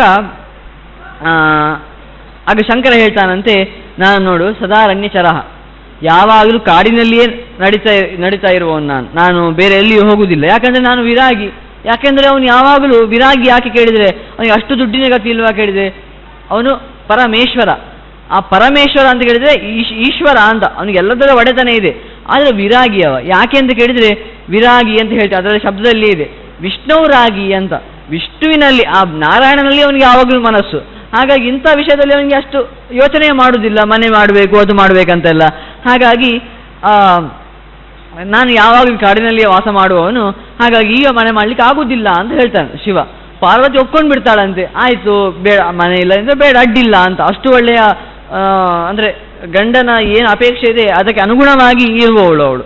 ನಿದಾಗ ಅಂತ ಸಮುದ್ಭೂತ ನಿರ್ಜನಾ ಚರಿತ ಅದ್ಭುತ ಘನಾಂತ ಕಾರಿತಾಶೋ ವೈ ಪ್ರಾವಟ್ ಕಾಲೋ ಅತಿರಾಗವಾನ್ ಅಂತ. ಮುಂದೆ ಸೆಕೆಗಾಲ ಬಂದಮೇಲೆ ಯಾವ್ದು ಬರ್ತದೆ? ಮಳೆಗಾಲ ಬರ್ತದೆ. ಪ್ರಾವೃಟ್ ಕಾಲ ಅಂದರೆ ಮಳೆಗಾಲ ಬಂತಂತೆ. ಆ ಮಳೆಗಾಲದಲ್ಲಿ ಏನು ಹೇಳ್ತಾಳೆ ಕೇಳಿದ್ರೆ, ತಂ ದೃಷ್ಟ ದಕ್ಷತನುಜ ಪ್ರಾವೃಟ್ ಕಾಲಂ ಉಪಸ್ಥಿತಂ ಪ್ರೋವಾಚ ವಾಕ್ಯಂ ದೇವೇಶಂ ಸತೀ ಸ ಪ್ರಣಯಂ ತದಾ ಅಂತ. ಹಾಗೇನೆ ವಿವಹಂತಿ ವಾತಾಹ ಹೃದಯಾವಧಾರಣಾಹ ಗರ್ಜಂತ್ಯಮಿ ತೋಯಧರಾಹ ಮಹೇಶ್ವರ ಸ್ಫುರಂತಿ ನೀಲಾಭ್ರಗಣೇಶು ವಿದ್ಯುತೋ ವಾಶಂತಿ ಕೇಕಾರ ವಮೇವ ಬರ್ಹಿಣಃ ಅಂತ. ಮಳೆಗಾಲ ಬಂತಂತೆ, ಅದ್ಭುತವಾಗಿ ನೋಡಿ, ಇದು ಪಾರ್ವತಿಯ ನೋಡಿ ಕಲಿಬೇಕಾದಂಥದ್ದು. ಪಾರ್ವತಿ ಅಂತೇಳಿ ಸತೀದೇವಿಯ ನೋಡಿ ಕಲಿಬೇಕಾದಂಥದ್ದು. ಮಳೆಗಾಲ ಬಂತಲ್ವಾ, ಅವಳು ಹಿಂದೆ ಬೇಸಿಗೆ ಕಾಲ ಬಂತು, ಅಲ್ಲಿ ಎಂತ ಹೇಳಿದ್ಲ ಅವಳು, ನಂಗೆ ಸಮಸ್ಯೆ ಉಂಟಂತ ಹೇಳಿದ್ಬಿಟ್ರೆ ಬೇಸಿಗೆ ಕಾಲಕ್ಕೆ ಅವಳು ಎಂತ ಹೇಳಲಿಲ್ಲ. ಮುಂದೆ ಮಳೆಗಾಲ ಬಂತು, ನಾವಾದರೆ ಮಳೆಗಾಲ ಬಂದರೆ ನಾವು ಹೊರಡುವ ಟೈಮಿಗೆ ಬರಲಿಲ್ಲ, ನಾವು ಹೊರಡುವ ಟೈಮಿಗೆ ಬಂದಿದೆ, ಆವಾಗ ಬಂದಿದೆ, ಇವಾಗ ಬಂದಿದೆ, ಬೇಡದ ಟೈಮಿಗೆ ಬಂದಿದೆ, ಇಂಥದ್ದೆಲ್ಲ ಮಾತಾಡ್ತಾ ಕೂತ್ಕೊಳ್ಳುವಂಥದ್ದು. ಅದೇ ಹೇಳಿದೆ ಅಲ್ವಾ, ವಾಮನ ಪುರಾಣ, ವಾಮನ ಅಂತ ಹೇಳಿದೆ, ಒಳ್ಳೆಯ ಕಣ್ಣುಳ್ಳವಳು ಅವಳು. ಒಳ್ಳೆಯ ಕಣ್ಣಂತ ಹೇಳಿದರೆ ಅವಳಿಗೆ ಯಾವಾಗಲೂ ಒಳ್ಳೆಯದೇ ಕಾಣ್ತದೆ, ಕೆಟ್ಟದ್ದು ಕಾಣುವುದಿಲ್ಲ. ಮಳೆಗಾಲ ಬಂದರೂ ಕೂಡ ಆ ಮಳೆಗಾಲದ ಏನು ಒಂದು ಆ ಮಳೆಗಾಲ ಬಂದ್ರದಿಂದ ಈ ಪರಿಸರ ಎಷ್ಟು ಖುಷಿ ಆಯಿತು ನೋಡಿ, ಆ ಪರಿಸರವನ್ನು ನೋಡಿ ಅಂತ ಅವಳು ಹೇಳ್ತಾಳಂತೆ. ಆ ಪರಿಸರವನ್ನು ವರ್ಣನೆ ಮಾಡ್ತಾಳೆ. ನೋಡಪ್ಪ, ಎಷ್ಟು ಒಳ್ಳೆಯ ರೀತಿಯಲ್ಲಿ ಗಾಳಿ ಬೀಸ್ತಾ ಇದೆ ಈ ಮಳೆಗಾಲದಲ್ಲಿ, ಎಷ್ಟು ಒಳ್ಳೆಯ ರೀತಿಯಲ್ಲಿ ಈ ಮೋಡಗಳು ಗರ್ಜಿಸುತ್ತಿದೆ, ಅಂದರೆ ಮೋಡ ಹುಡುಗುತ್ತಲ್ವಾ, ಎಷ್ಟು ಚಂದ ಮಾಡಿ ಹುಡುಕ್ತಾ ಇದೆ, ಎಷ್ಟು ಚಂದ ಮಾಡಿ ಆ ಮೋಡಗಳ ಗಣಗಳು ಎಷ್ಟು ಚಂದ ಮಾಡಿ ಅದರಲ್ಲಿ ವಿದ್ಯುತ್ಗಳು ಕಾಣಿಸ್ತಾ ಇವೆ. ನಾವು ವಿದ್ಯುತ್ ಬಂದರೆ ಅಯ್ಯೋ ಅಂದರೆ ಸಿಡಿಲ್ ಬಂತಪ್ಪ, ಅಯ್ಯೋ ಎಂತಕ್ಕದು ಬರ್ತಾ ಉಂಟಾ ಅಂತೆಲ್ಲ ಬೈತೇವೆ. ಆ ಸತೀದೇವಿ ಎಷ್ಟು ಚಂದ ಮಾಡಿ ವರ್ಣನೆ ಮಾಡ್ತಾಳೆ ಕೇಳಿದರೆ, 9-10 ಶ್ಲೋಕಗಳಲ್ಲಿ ಅದರ ವರ್ಣನೆಯನ್ನೇ ಮಾಡ್ತಾಳೆ. ಎಷ್ಟು ಅದ್ಭುತವಾಗಿದೆ ಈ ಪ್ರಾವೃಟ್ ಕಾಲ, ಮಳೆಗಾಲ ಅಂತ. ಪತಂತಿದಾರ ಗಗನಾತ್ ಪರಿಚ್ಯುತಾ ಬಕಾಹ ಬಲಾಕಾಷ್ಟ ಸರಂತಿ ತೋಯದಾನ್ ಕದಂಬ ಸರ್ಜಾರ್ಜುನ ಕೇತಕೀ ದ್ರುಮಾಹ ಪುಷ್ಪಾಣಿ ಮುಂಚಂತಿ ಸುಮಾರುತಾಹತಾಹ ಅಂತ. ಚೆನ್ನಾಗಿ ಗಗನದಿಂದ ಆಕಾಶದಿಂದ ಒಳ್ಳೆ ರೀತಿಯಲ್ಲಿ ಆ ಮಳೆಗಳು ಬೀಳ್ತಾ ಇವೆ, ಹೂಗಳು ಬಿಡ್ತಾ ಇವೆ ಅಂತ. ಯಾಕೆ ಕೇಳಿದರೆ ಸುಮಾರುತಾಹತಾಹ ಅಂತ, ಗಾಳಿ ಬೀಸ್ತಲ್ವಾ, ಆ ಗಾಳಿಗೇನೆ ಆ ಪುಷ್ಪಗಳು ಬಿಡ್ತಾ ಇವೆ ಅಂತೆ. ಈ ರೀತಿಯಾಗಿ ಇನ್ನು ಕೆಲವು ವರ್ಣನೆ ಮಾಡ್ತಾರೆ. ಅಲ್ಲೊಂದು ಉಪಮೆಯನ್ನು ಕೊಡ್ತಾರೆ. ಏನು ಕೇಳಿದರೆ, ಶ್ರುತ್ವೈವ ಮೇಘಸ್ಯ ದೃಢಂತು ಗರ್ಜಿತಂ ತ್ಯಜಂತಿ ಹಂಸಾಶ್ಚ ಸರಾಂಸಿ ತಕ್ಷಣಾತ್ ಯಥಾಶ್ರಯಾನ್ ಯೋಗಿ ಗಣಾ ಸಮಂತಾತ್ ಪ್ರವೃದ್ಧ ಮೂಲಾನಪಿ ಸಂತ್ಯಜಂತಿ ಅಂತ. ಈ ಮೇಘಸ್ಯ ದೃಢಂತು ಗರ್ಜಿತಂ, ಈ ಮೋಡಗಳ ಗರ್ಜನೆಯನ್ನು ಕೇಳಿದಂತೆ ಹಂಸ ಪಕ್ಷಿಗಳು ತಮ್ಮ ಸರೋವರವನ್ನು ಬಿಡ್ತದೆ ಅಂತೆ. ಅದು ಯಾವ ರೀತಿಯಾಗಿ ಅಂತ ಹೇಳ್ತಾರೆ ನೋಡಿ, ಒಂದು ಅದ್ಭುತವಾಗಿದೆ. ಒಬ್ಬ ಯೋಗಿ ಇದ್ದಾನಲ್ವಾ, ಆ ಯೋಗಿ ತನ್ನ ಆಶ್ರಮದಲ್ಲಿ ತುಂಬ ಸಂಪತ್ತು ಬರ್ತಾ ಇದೆ, ಅಂದರೆ ತುಂಬ ಅಭಿವೃದ್ಧಿ ಆಯಿತು ಆಶ್ರಮ, ಅಂದರೆ ಎಲ್ಲ ಕಡೆ ದುಡ್ಡು ಬರ್ತಾ ಉಂಟು. ಅವ ನೋಡಿ ಯೋಗಿ ಅಂತ ಹೇಳುವಾಗ ಅವನು ನಿರ್ಲಿಪ್ತನಾಗಿರಬೇಕು ಅಂತ ಯೋಚನೆ ಮಾಡುವಂಥದ್ದು, ಅಂದರೆ ಯಾವುದರಲ್ಲೂ ಆಸೆ ಬಿಡಬಾರ್ದು ಅಂತ. ಅದು ಏನಾಗ್ತದೆ ಕೇಳಿದರೆ, ಕೆಲವು ಬಾರಿ ಅವನ ಆಸೆ ಬಿಡುವುದಿಲ್ಲ, ಆದರೂ ಕೂಡ ತುಂಬ ಬರ್ತದೆ ಅವನಿಗೆ. ಯಾಕಂದರೆ ಜನಗಳು ಬಂದು ಅವನು ಖುಷಿಯಾಗಿ ದಕ್ಷಿಣ ಇತ್ಯಾದಿಗಳನ್ನು ಕೊಡ್ತಾರೆ. ಆಗ ತನ್ನ ಆಶ್ರಮ ತುಂಬ ಅದ್ಭುತವಾಗಿ ಬೆಳೀತದೆ. ಆಗ ಅವನೇನು ಮಾಡ್ತಾನೆ ಗೊತ್ತುಂಟಾ, ಅವನು ಆ ಆಶ್ರಮವನ್ನು ಬಿಡ್ತಾನಂತೆ. ನನಗೆ ಇಲ್ಲಿಗೆ ಇಷ್ಟ ಇಲ್ಲ ಅಂತ. ಯಾಕಂದ್ರೆ ತುಂಬ ವೈಭವ ಬಂದಿದೆ, ಈ ವೈಭವದಲ್ಲೆಲ್ಲ ಜೀವನ ಮಾಡ್ಲಿಕ್ಕೆ ನಂಗೆ ಆಗುದಿಲ್ಲ, ನನಗೆ ನಿರ್ಲಿಪ್ತನಾಗಿರಬೇಕು ಅಂತೇಳಿ ಎಲ್ಲ ಬಿಡ್ತಾನಲ್ಲ. ಆ ಥರ ಆ ಮೋಡಗಳ ಗರ್ಜನೆಯನ್ನು ಕೇಳಿ ಹಂಸಗಳು ಬಿಟ್ಟಿದಂತೆ. ಹೇಗೆ ಒಬ್ಬ ಯೋಗಿ ಒಬ್ಬ ಪ್ರಬುದ್ಧವಾದ ಆಶ್ರಮವನ್ನು ಬಿಡ್ತಾನೋ, ಸಂಪನ್ಮೂಲ ಭರಿತವಾದ ಆಶ್ರಮವನ್ನು, ಆ ರೀತಿಯಾಗಿ ಆ ಹಂಸಗಳು ಸರೋವರವನ್ನು ಬಿಟ್ಟಿದಂತೆ.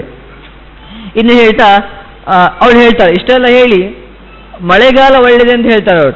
ಆದರೆ ನಮಗೊಂದು ಈಗ ಬೇಕಲ್ವಾ, ಯಾಕಂದ್ರೆ ಅವಳಿಗೆ ಮನೆ ಇಲ್ಲ, ಈಗ ಮನೆ ಬೇಗ ಅಂತ ಪುನಃ ಹೇಳ್ತಾಳೆ.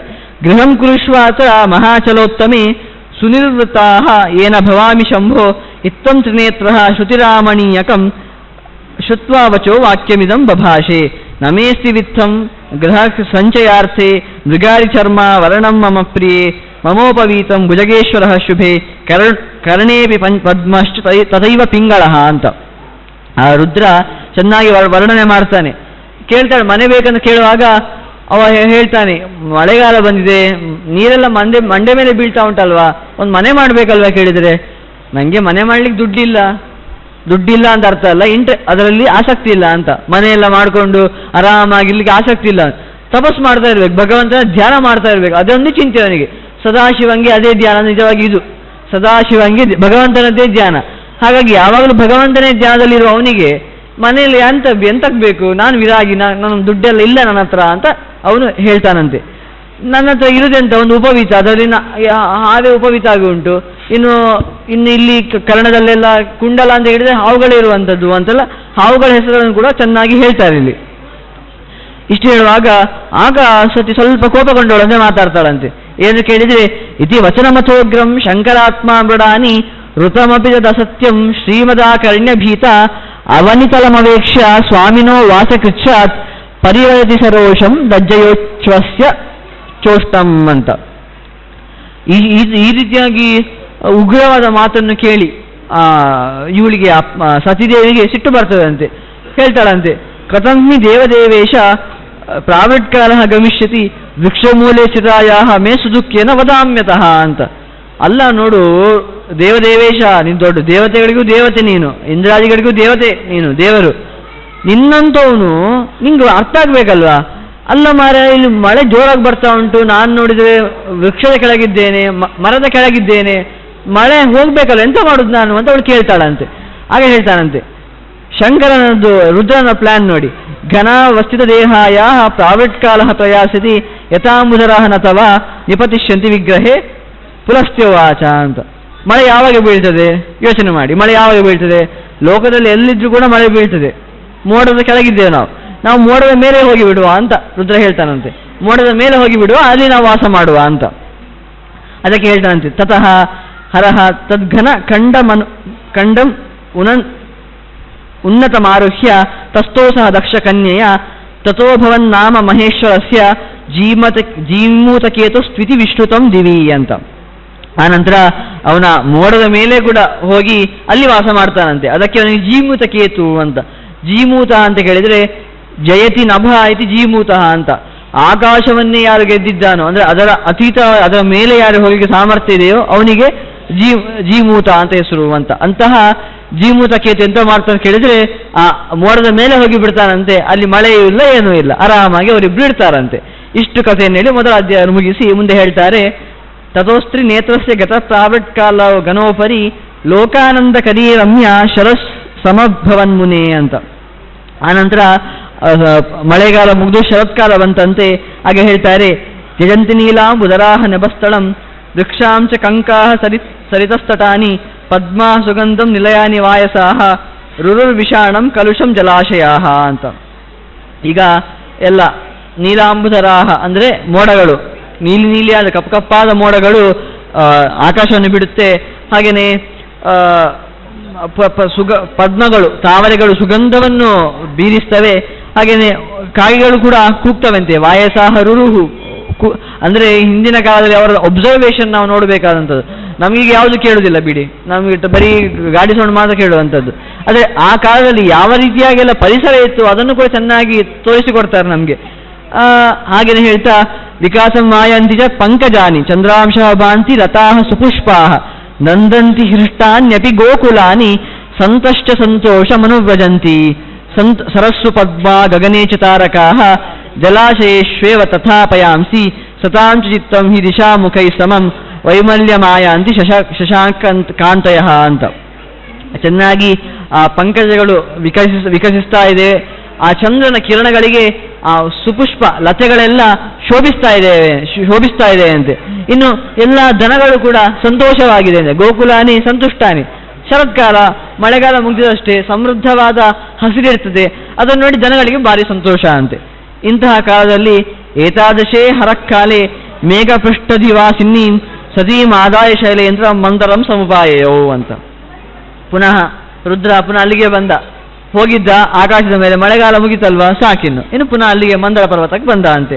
ಅಲ್ಲಿ ಬಂದು ತತಃ ಮಂದರ ಪುಷ್ಟೋಸೋ ಸ್ಥಿತಃ ಸಮಶಿಲಾತಳೆ ರರಾಮ ಶಂಭುರ್ಭಗವಾನ್ ಸತ್ಯಾ ಸಹ ಮಹಾದ್ಯುತಿ ತಥೋ ವ್ಯತೀತೆ ಶರದಿ ಪ್ರತಿಬುದ್ಧೇ ಚ ಕೇಶವೇ ದಕ್ಷ ಪ್ರಜಾಪತಿ ಶ್ರೇಷ್ಠ ಎಷ್ಟು ಮಾರಭಸ ಕ್ರತುಂ ಅಂತ. ಅಂತ ಏನು ಕೇಳಿದರೆ, ಮುಂದೆ ಆ ಶರತ್ಕಾಲ ಮುಗಿಯಿತು. ಆ ಶರತ್ಕಾಲ ಮುಗಿಯುವಂತಹ ಹೊತ್ತಿಗೆ ದಕ್ಷ ಪ್ರಜಾಪತಿ ಯಾರು ಕೇಳಿದರೆ ಬ್ರಹ್ಮನ ಮಗ. ಬ್ರಹ್ಮನ 10 ಪ್ರಜಾಪತಿಗಳಲ್ಲಿ ಒಬ್ಬ ದಕ್ಷ. ಅವನು ದಕ್ಷ ಯಜ್ಞವನ್ನು ಮಾಡಲಿಕ್ಕೆ ಪ್ರಾರಂಭ ಮಾಡ್ತಾನಂತೆ. ಅದು ಹೇಳ್ತಾರೆ, ಚೆನ್ನಾಗಿ ಯಾರನ್ನೆಲ್ಲ ಆಮಂತ್ರಿಸಿದ್ದ ಅಂತ ಹೇಳ್ತಾರೆ. ತುಂಬ ಜನರನ್ನು ಆಮಂತ್ರಿಸಿದ್ದ ಅಂತೆ. ಆದಿತ್ಯರನ್ನು, ಇನ್ನು ಕಶ್ಯಪನನ್ನು, ಇನ್ನು ಅರುಂಧತಿಯನ್ನು, ಅರುಂಧತಿ ಸಹಿತನಾದ ಅರುಂಧತಿಯ ಗಂಡನಾದ ವಸಿಷ್ಠನೊಂದಿಗೆ ಅವನನ್ನು ಕರೆದಿದ್ರಂತೆ. ಇನ್ನು ಅನಸೂಯ ಸಹಿತನಾದ ಅತ್ರಿಯನ್ನು ಕರೆದಿದ್ರಂತೆ. ಅನಸೂಯೆಯ ಗಂಡ ಅತ್ರಿ. ಹಾಗೆಯೇ ಅಹಲ್ಯೆಯನ್ನು ಸಹಿತನಾದ ಗೌತಮನನ್ನು ಕರೆದಿದ್ರಂತೆ. ಭರದ್ವಾಜನನ್ನು ಕರೆದಿದ್ರಂತೆ. ಅಂಗಿರಸನನ್ನು ಕರೆದಿದ್ರಂತೆ. ರೋಹಿಣಿ ಸಹಿತನಾದ ಚಂದ್ರನಿಗೆ 27 ಹೆಂಡತಿಯರು ಅಂತ ಹೇಳುವಂಥದ್ದು. ಹಾಗೆ ಇಲ್ಲಿ ರೋಹಿಣಿಯನ್ನು ಮೊದಲಾಗಿ ಎಲ್ಲ ಹೆಂಡತಿಯರನ್ನು ಕೂಡಿರುವಂತಹ ಚಂದ್ರನನ್ನು ಕರೆದ್ರಂತೆ. ಹೀಗೆ ಎಲ್ಲ ದೇವತೆಗಳನ್ನು ಕರೆದ್ರು ಅಂತ ಹೇಳ್ತಾರೆ.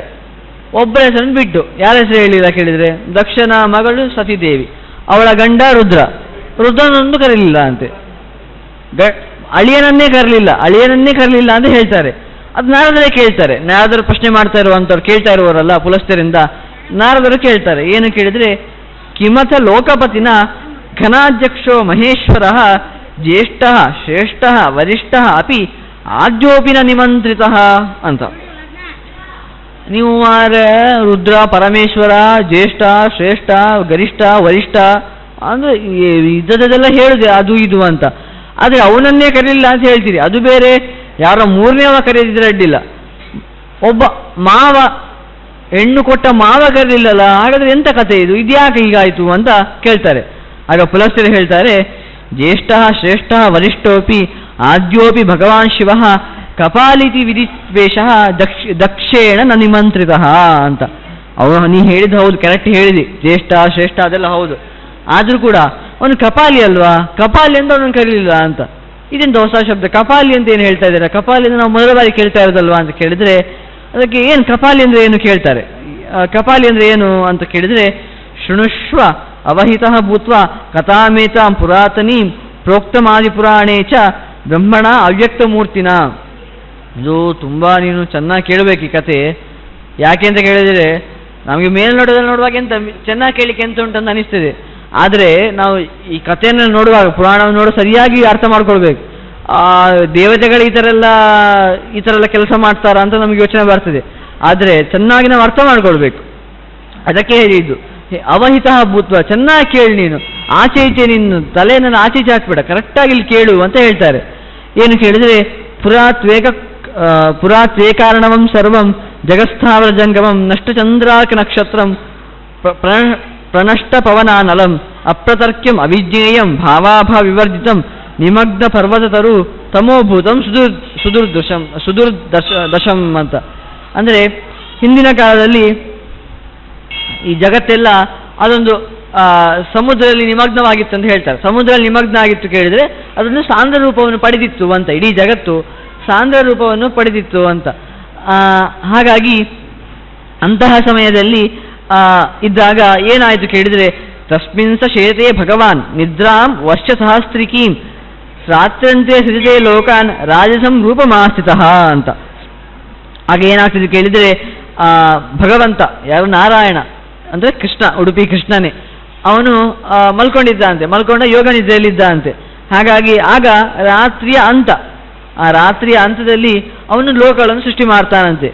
ಅದೇನು ರಾತ್ರಿ ಅಂತ ಕೇಳಿದರೆ, ಲೆಕ್ಕ ಕೇಳಿದರೆ ನಮಗೆ ಮಂಡೆ ಬಿಸಿ ಆಗ್ತದೆ. ಯಾಕೆಂದರೆ ಕೇಳಿದರೆ ಒಟ್ಟು ಹಗಲು ರಾತ್ರಿ ಅಂತ ಒಟ್ಟು ಎರಡು ಸೇರಿಸಿದರೆ, ಹಗಲೇ ಹೇಳುವಾಗ 31,104,000 ಕೋಟಿ ವರ್ಷ ಉಂಟಂತ ಹೇಳ್ತಾರೆ, ಅಷ್ಟೇ ರಾತ್ರಿ. ಸೊ ಅದರ ಕೊನೆಯಲ್ಲಿ ಪುನಃ ಅದೊಂದು ಪ್ರಳಯ ಆಗ್ತದೆ, ಇಡೀ ಜಗತ್ತು ಪ್ರಳಯ ಆಗ್ತದೆ, ಪುನಃ ಸೃಷ್ಟಿ ಆಗ್ತದೆ. ಆ ರಾತ್ರಿಯ ಕೊನೆಯಲ್ಲಿ, ಸೃಷ್ಟಿಯ ಸಮಯದಲ್ಲಿ ನಾರಾಯಣ ಸೃಷ್ಟಿ ಮಾಡ್ತಾನಂತೆ. ಆದರೆ ಏನು ಕೇಳಿದರೆ, ರಾಜಸಃ ಪಂಚವದನಃ ವೇದ ವೇದಾಂಗಪಾರಕಃ ಸ್ರಷ್ಟಾ ಚರಾಚರಸ್ಯಾಸ್ಯ ಜಗತಃ ಅದ್ಭುತ ದರ್ಶನಃ ಅಂತ. ಈ ಚರಾಚರ ಜಗತ್ತಿನ ಸ್ರಷ್ಟನಾದ ಆ ನಾರಾಯಣ, ಅವನು ರಾಜಸ ಗುಣಕ್ಕೆ, ಅವನಿಗೆ ರಾಜಸ ಗುಣದ ಒಂದು ಏನು ಒಡೆತನ ಇದೆ. ಆ ರಾಜಸತ್ವವನ್ನು ತಂದು ಸೃಷ್ಟಿ ಮಾಡ್ತಾನೆ, ಇಬ್ಬರನ್ನು ಸೃಷ್ಟಿ ಮಾಡ್ತಾನಂತೆ. ಯಾರನ್ನು ಕೇಳಿದರೆ, ಒಬ್ಬ ಪಂಚವದನ, ಇನ್ನೊಬ್ಬ ಪಂಚವದನ, ಹೆಸರು ಮಾತ್ರ ಬೇರೆ. ಒಬ್ಬ ಪಂಚವದನ ಅಂತ ಹೇಳಿದರೆ ಬ್ರಹ್ಮ, ಇನ್ನೊಬ್ಬ ಪಂಚವದನ ಅಂತ ಹೇಳಿದರೆ ರುದ್ರ. ಪಂಚವದನ ಇದೇನು ಹೊಸ ಕಥೆ ಹೇಳ್ತಾ ಇದ್ದೀರಾ ನೀವು? ಬ್ರಹ್ಮ ಚತುರ್ಮುಖ ಅಂತ ಹೇಳುವಂಥದ್ದು, ಚತುರ್ಮುಖ ಬ್ರಹ್ಮ ಅಂತ. ಇಲ್ಲಿ ನೋಡಿದರೆ ಪಂಚಮುಖಿ ಅಂತ ಹೇಳ್ತಾ ಇದ್ದೀರಾ, ಇದು ಹೇಗೆ ಸಾಧ್ಯ ಅಂತ ಕೇಳಿದರೆ ಅಲ್ಲಿ ಹೇಳ್ತಾರೆ ಯಾವ ರೀತಿಯಾಗಿ ಅಂತ. ಆದರೆ ಏನು ಕೇಳಿದರೆ, ಅಲ್ಲಿ ಅಹಂಕಾರ ಅಂತ ಒಂದು ತತ್ವ ಇದೆ, ಅದನ್ನು ಕೂಡ ಸೃಷ್ಟಿ ಮಾಡಿದ ಅಂತೆ. ಆ ಅಹಂಕಾರ ತತ್ವವನ್ನು ಸೃಷ್ಟಿ ಮಾಡಿದ ಮೇಲೆ ಆಗ ಇಬ್ಬರಿಗೆ ಸಹ, ಬ್ರಹ್ಮನಿಗೆ ಸಹ ರುದ್ರನಿಗೆ ಸಹ ಒಂದು ಅಹಂಕಾರ ಬಂದಾಗ ಆಯ್ತು, ಬರಲಿಲ್ಲ. ಅಂದರೆ ಅದು ದೇವತೆಗಳಂತ ಹೇಳ್ತೀವಿ. ನೀವು ಕಥೆ ನೋಡಿದರೆ ನೀವು ದೇವತೆಗಳಂತ ಹೇಳ್ತೀರಿ, ಅವ್ರು ಇಂಥ ಕೆಲಸವನ್ನೆಲ್ಲ ಮಾಡ್ತಾರಾ ಅಂತ ನಮ್ಗೆ ಸಂಶಯ ಬರ್ಬೋದು. ಆದರೆ ದೇವತೆಗಳು ಇಂಥ ಮುಂದೆ ಗೊತ್ತಾಗ್ತದೆ, ಇಂಥ ಕೆಲಸವನ್ನು ಮಾಡಿದಾರ ಅಂತ ಹೇಳಿದರೆ ಅದು ನಮಗೆ ತಿಳಿಸ್ಲಿಕ್ಕೋಸ್ಕರ ನಮ್ಮ ಮೇಲೆ ಆ ಗುಣಗಳು, ರಜೋ ತಮೋ ಗುಣಗಳು ಹೇಗೆ ನಮ್ಮ ಮೇಲೆ ಪ್ರಭಾವ ಮಾಡ್ತದೆ, ಯಾವ ರೀತಿಯಾಗಿ ಅದರಿಂದ ತಪ್ಪಿಸ್ಕೊಳ್ಬೇಕು ಅಂತ ಚೆನ್ನಾಗಿ ಈ ಪುರಾಣದಿಂದ ನಮಗೆ ತಿಳಿತದೆ. ಅದು ಯಾವ ರೀತಿಯಾಗಿ ಕೇಳಿದರೆ ಅಲ್ಲಿ ಹೇಳ್ತಾರೆ 3 ಗುಣಗಳು, ಸತ್ವ ರಜೋ ತಮೋ ಗುಣ ಅಂತ. ಅಲ್ಲಿ ಸತ್ವವನ್ನು ಸೃಷ್ಟಿಗೆ ತರಲಿಲ್ಲ ಅಂತ ಹೇಳ್ತಾರೆ ಭಾಗವತದಲ್ಲಿ ಕೂಡ. ರಾಜಸತ್ವದಿಂದ ಇವ ಬ್ರಹ್ಮನನ್ನು ಸೃಷ್ಟಿ ಮಾಡಿದರೆ ತಮೋ ಗುಣದಿಂದ ರುದ್ರನನ್ನು ಸೃಷ್ಟಿ ಮಾಡಿದ ಅಂತೆ ಭಗವಂತ. ಆಗ ಇಬ್ಬರಿಗೆ ಅಹಂಕಾರ ಬಂತಂತೆ. ಇಬ್ರು ಹುಟ್ಟಿದ್ರು ಇಬ್ರು ಪಂಚಮುಖಿ, ಇಬ್ರು ಪಂಚಮುಖದಲ್ಲಿದ್ದಾರೆ. ಒಬ್ರಿಗೊಬ್ರಿಗೆ ಆಶ್ಚರ್ಯ, ಇಬ್ಬರಿಗೆ ಸಹ 5 ಮುಖ ಉಂಟಲ್ಲ, ಇದು ಹೇಗೆ ಸಾಧ್ಯ ಅಂತ. ಒಬ್ರಿಗೆ ಇರಬೇಕು, ಇಬ್ಬರಿಗೆ ಪಂಚಮುಖಿ ಅಂತ ಕರೆದ್ರೆ ಯಾರಿಗೆ ಹೇಳ್ಬೇಕು ಗೊತ್ತಾಗ್ತಾ ಇಲ್ಲ. ಹಾಗಾಗಿ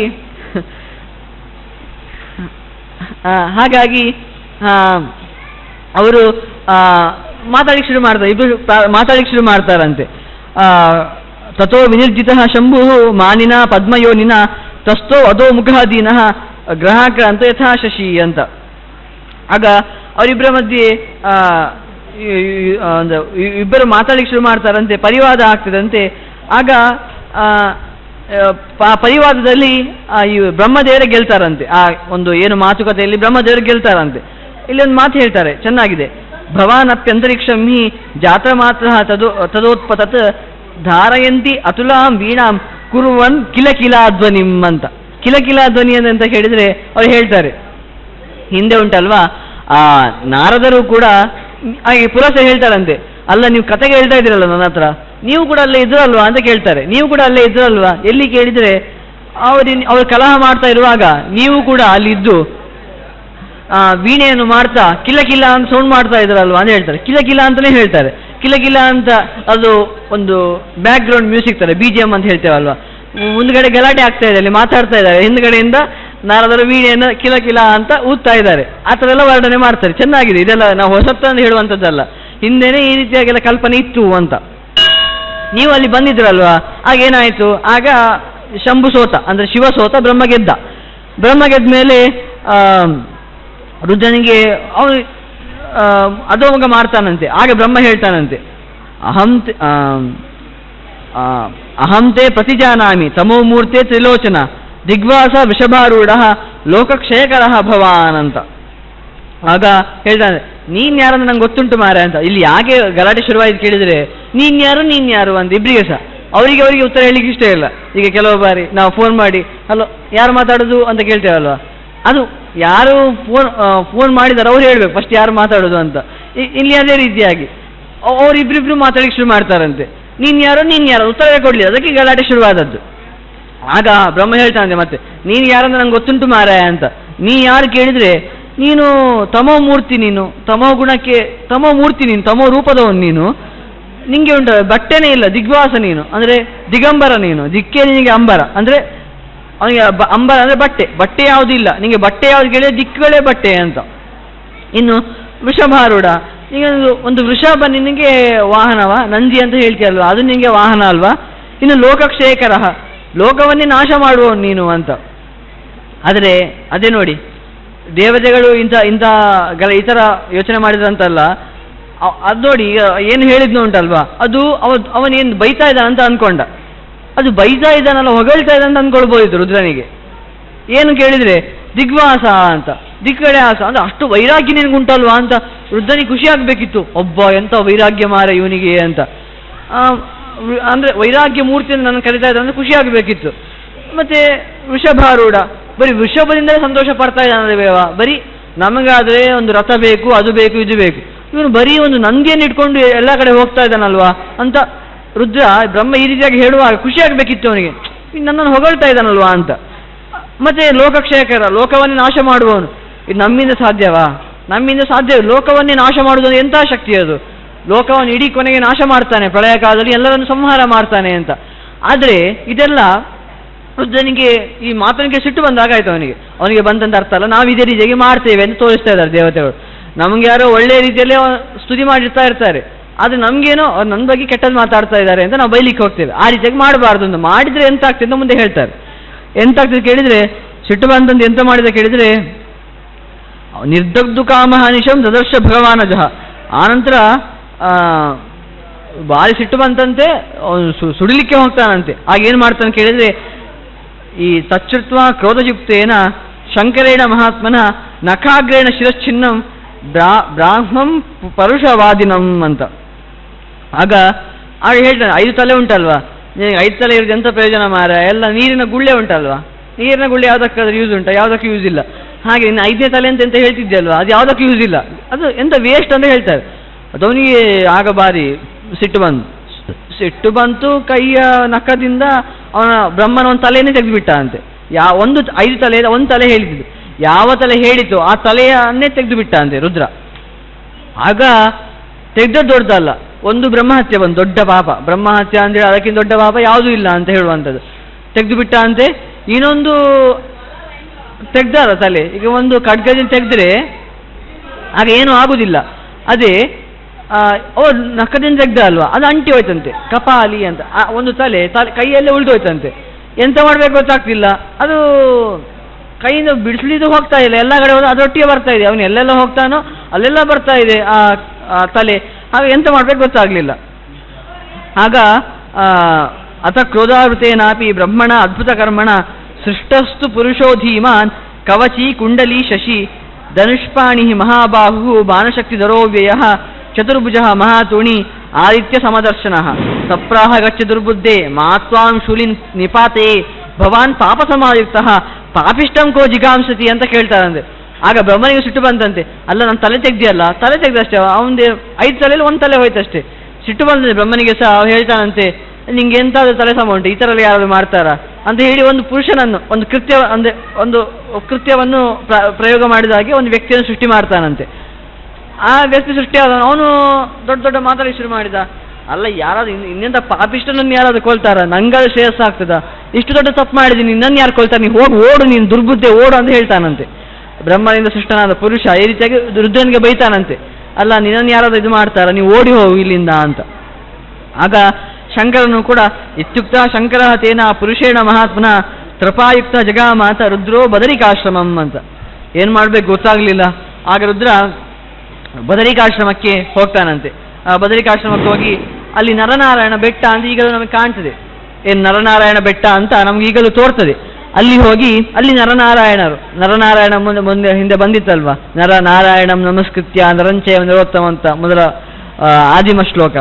ಅದರಲ್ಲಿ ಕೂಡ ಅದೇ ನರನಾರಾಯಣರು ಅಂತ. ನಾರಾಯಣ ಅಂತ ಹೇಳಿದ್ರೆ ಸಾಕ್ಷಾ ನಾರಾಯಣನ ಮುನಿಯ ವೇಷದಲ್ಲಿರುವವನು. ನರ ಕೂಡ ಅದು ಶೇಷನ ಒಂದು ಅವತಾರ, ವಿಶೇಷವಾಗಿ ಭಗವಂತನ ಆವೇಶ ಇರುವಂತಹ ಅವತಾರ.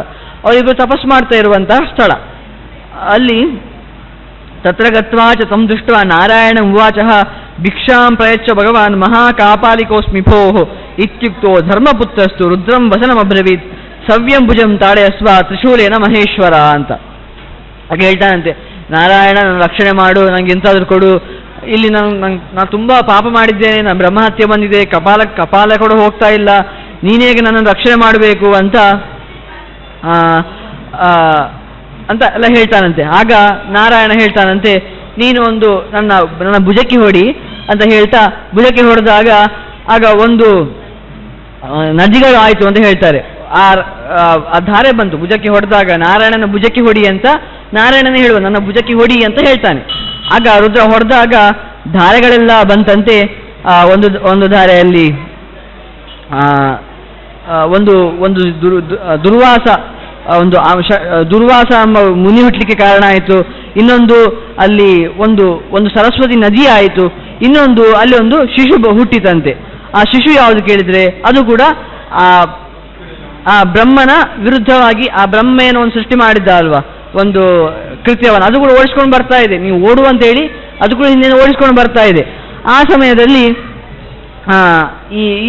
ಅದಕ್ಕೆ ಪ್ರತಿರೋಧವಾಗಿ ನಾರಾಯಣಿಗೆ ಒಂದು ಭುಜಕ್ಕೆ ಹೊಡೆದಾಗ ಅಲ್ಲಿ ಇನ್ನೊಂದು ಕೃತ್ಯ ಹುಟ್ಟಿದ್ದು. ಅದು ಯಾವುದು ಕೇಳಿದ್ರೆ ಅದು ಅದರ ಬಗ್ಗೆ ಹೇಳ್ತಾರೆ.